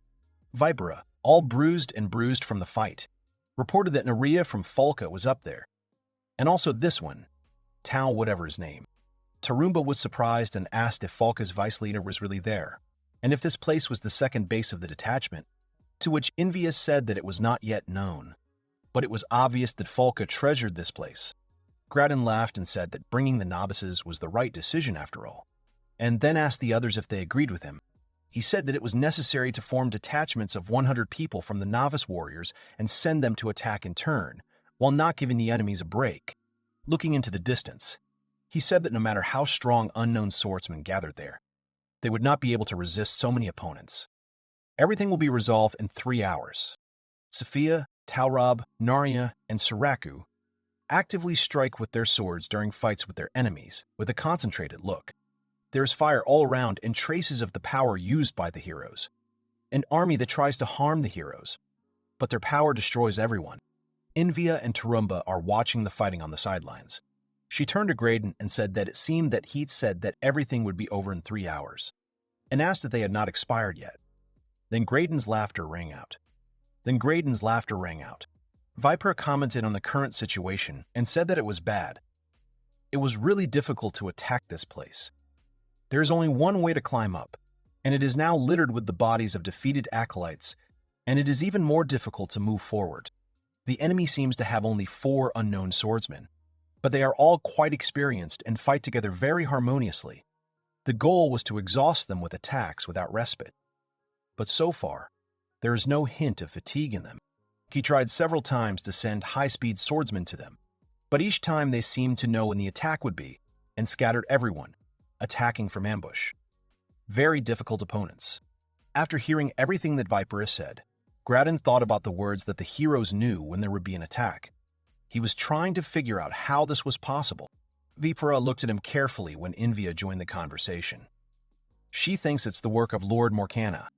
Then she turned to Graden and asked if he had forgotten about it. Previously, when the Order did not have such power, they managed to resolve many conflicts thanks to her leadership. He said that, of course, he remembers everything. She was a brilliant leader. Vipera asked if this was before he joined the Order, and if Ms. Morcana was that amazing. To which Graden said that awesome is not the right word. Her sharp mind, along with exceptional insight and intuition, allowed her to choose the best course of action based on tiny bits of information. This is her innate talent. They say that she is the granddaughter of the famous commander Hiras, a brilliant commander, one of the best on the continent. Envia interrupted them and said that heroes are difficult to defeat, not only because of their location and strength. Her help also makes a big contribution. She also instructed them to be careful. While with the heroes of Mrs. Morcan, this battle will not end so easily. Gregan laughed in response. He said that he believed that there was no place for strategy in such defensive battles, but it seemed to depend on the commander. At the same time, Cleo screams at the top of her voice to her comrades that unknown swordsmen will arrive soon, so they should not lose their vigilance. Immediately, 2 swordsmen appeared on the horizon. The main character said that here they were. Tara was surprised that such a thing had happened. Morcana made a sweet face, folded her hands and admired Cleo's foresight, asked how he even knew about it. He replied to her that it was not for nothing that he was a former mercenary. The battle has its own special rhythm. For example, now he called it pum pum pum. She told him it was lovely.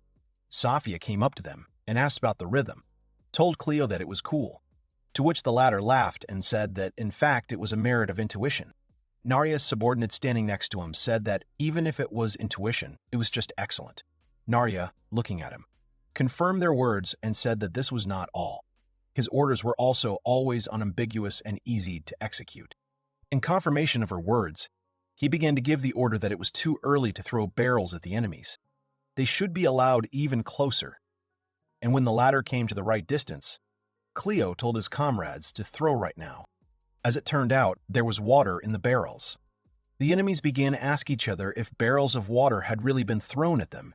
They were surprised at this and scared away. Then lightning flew at them.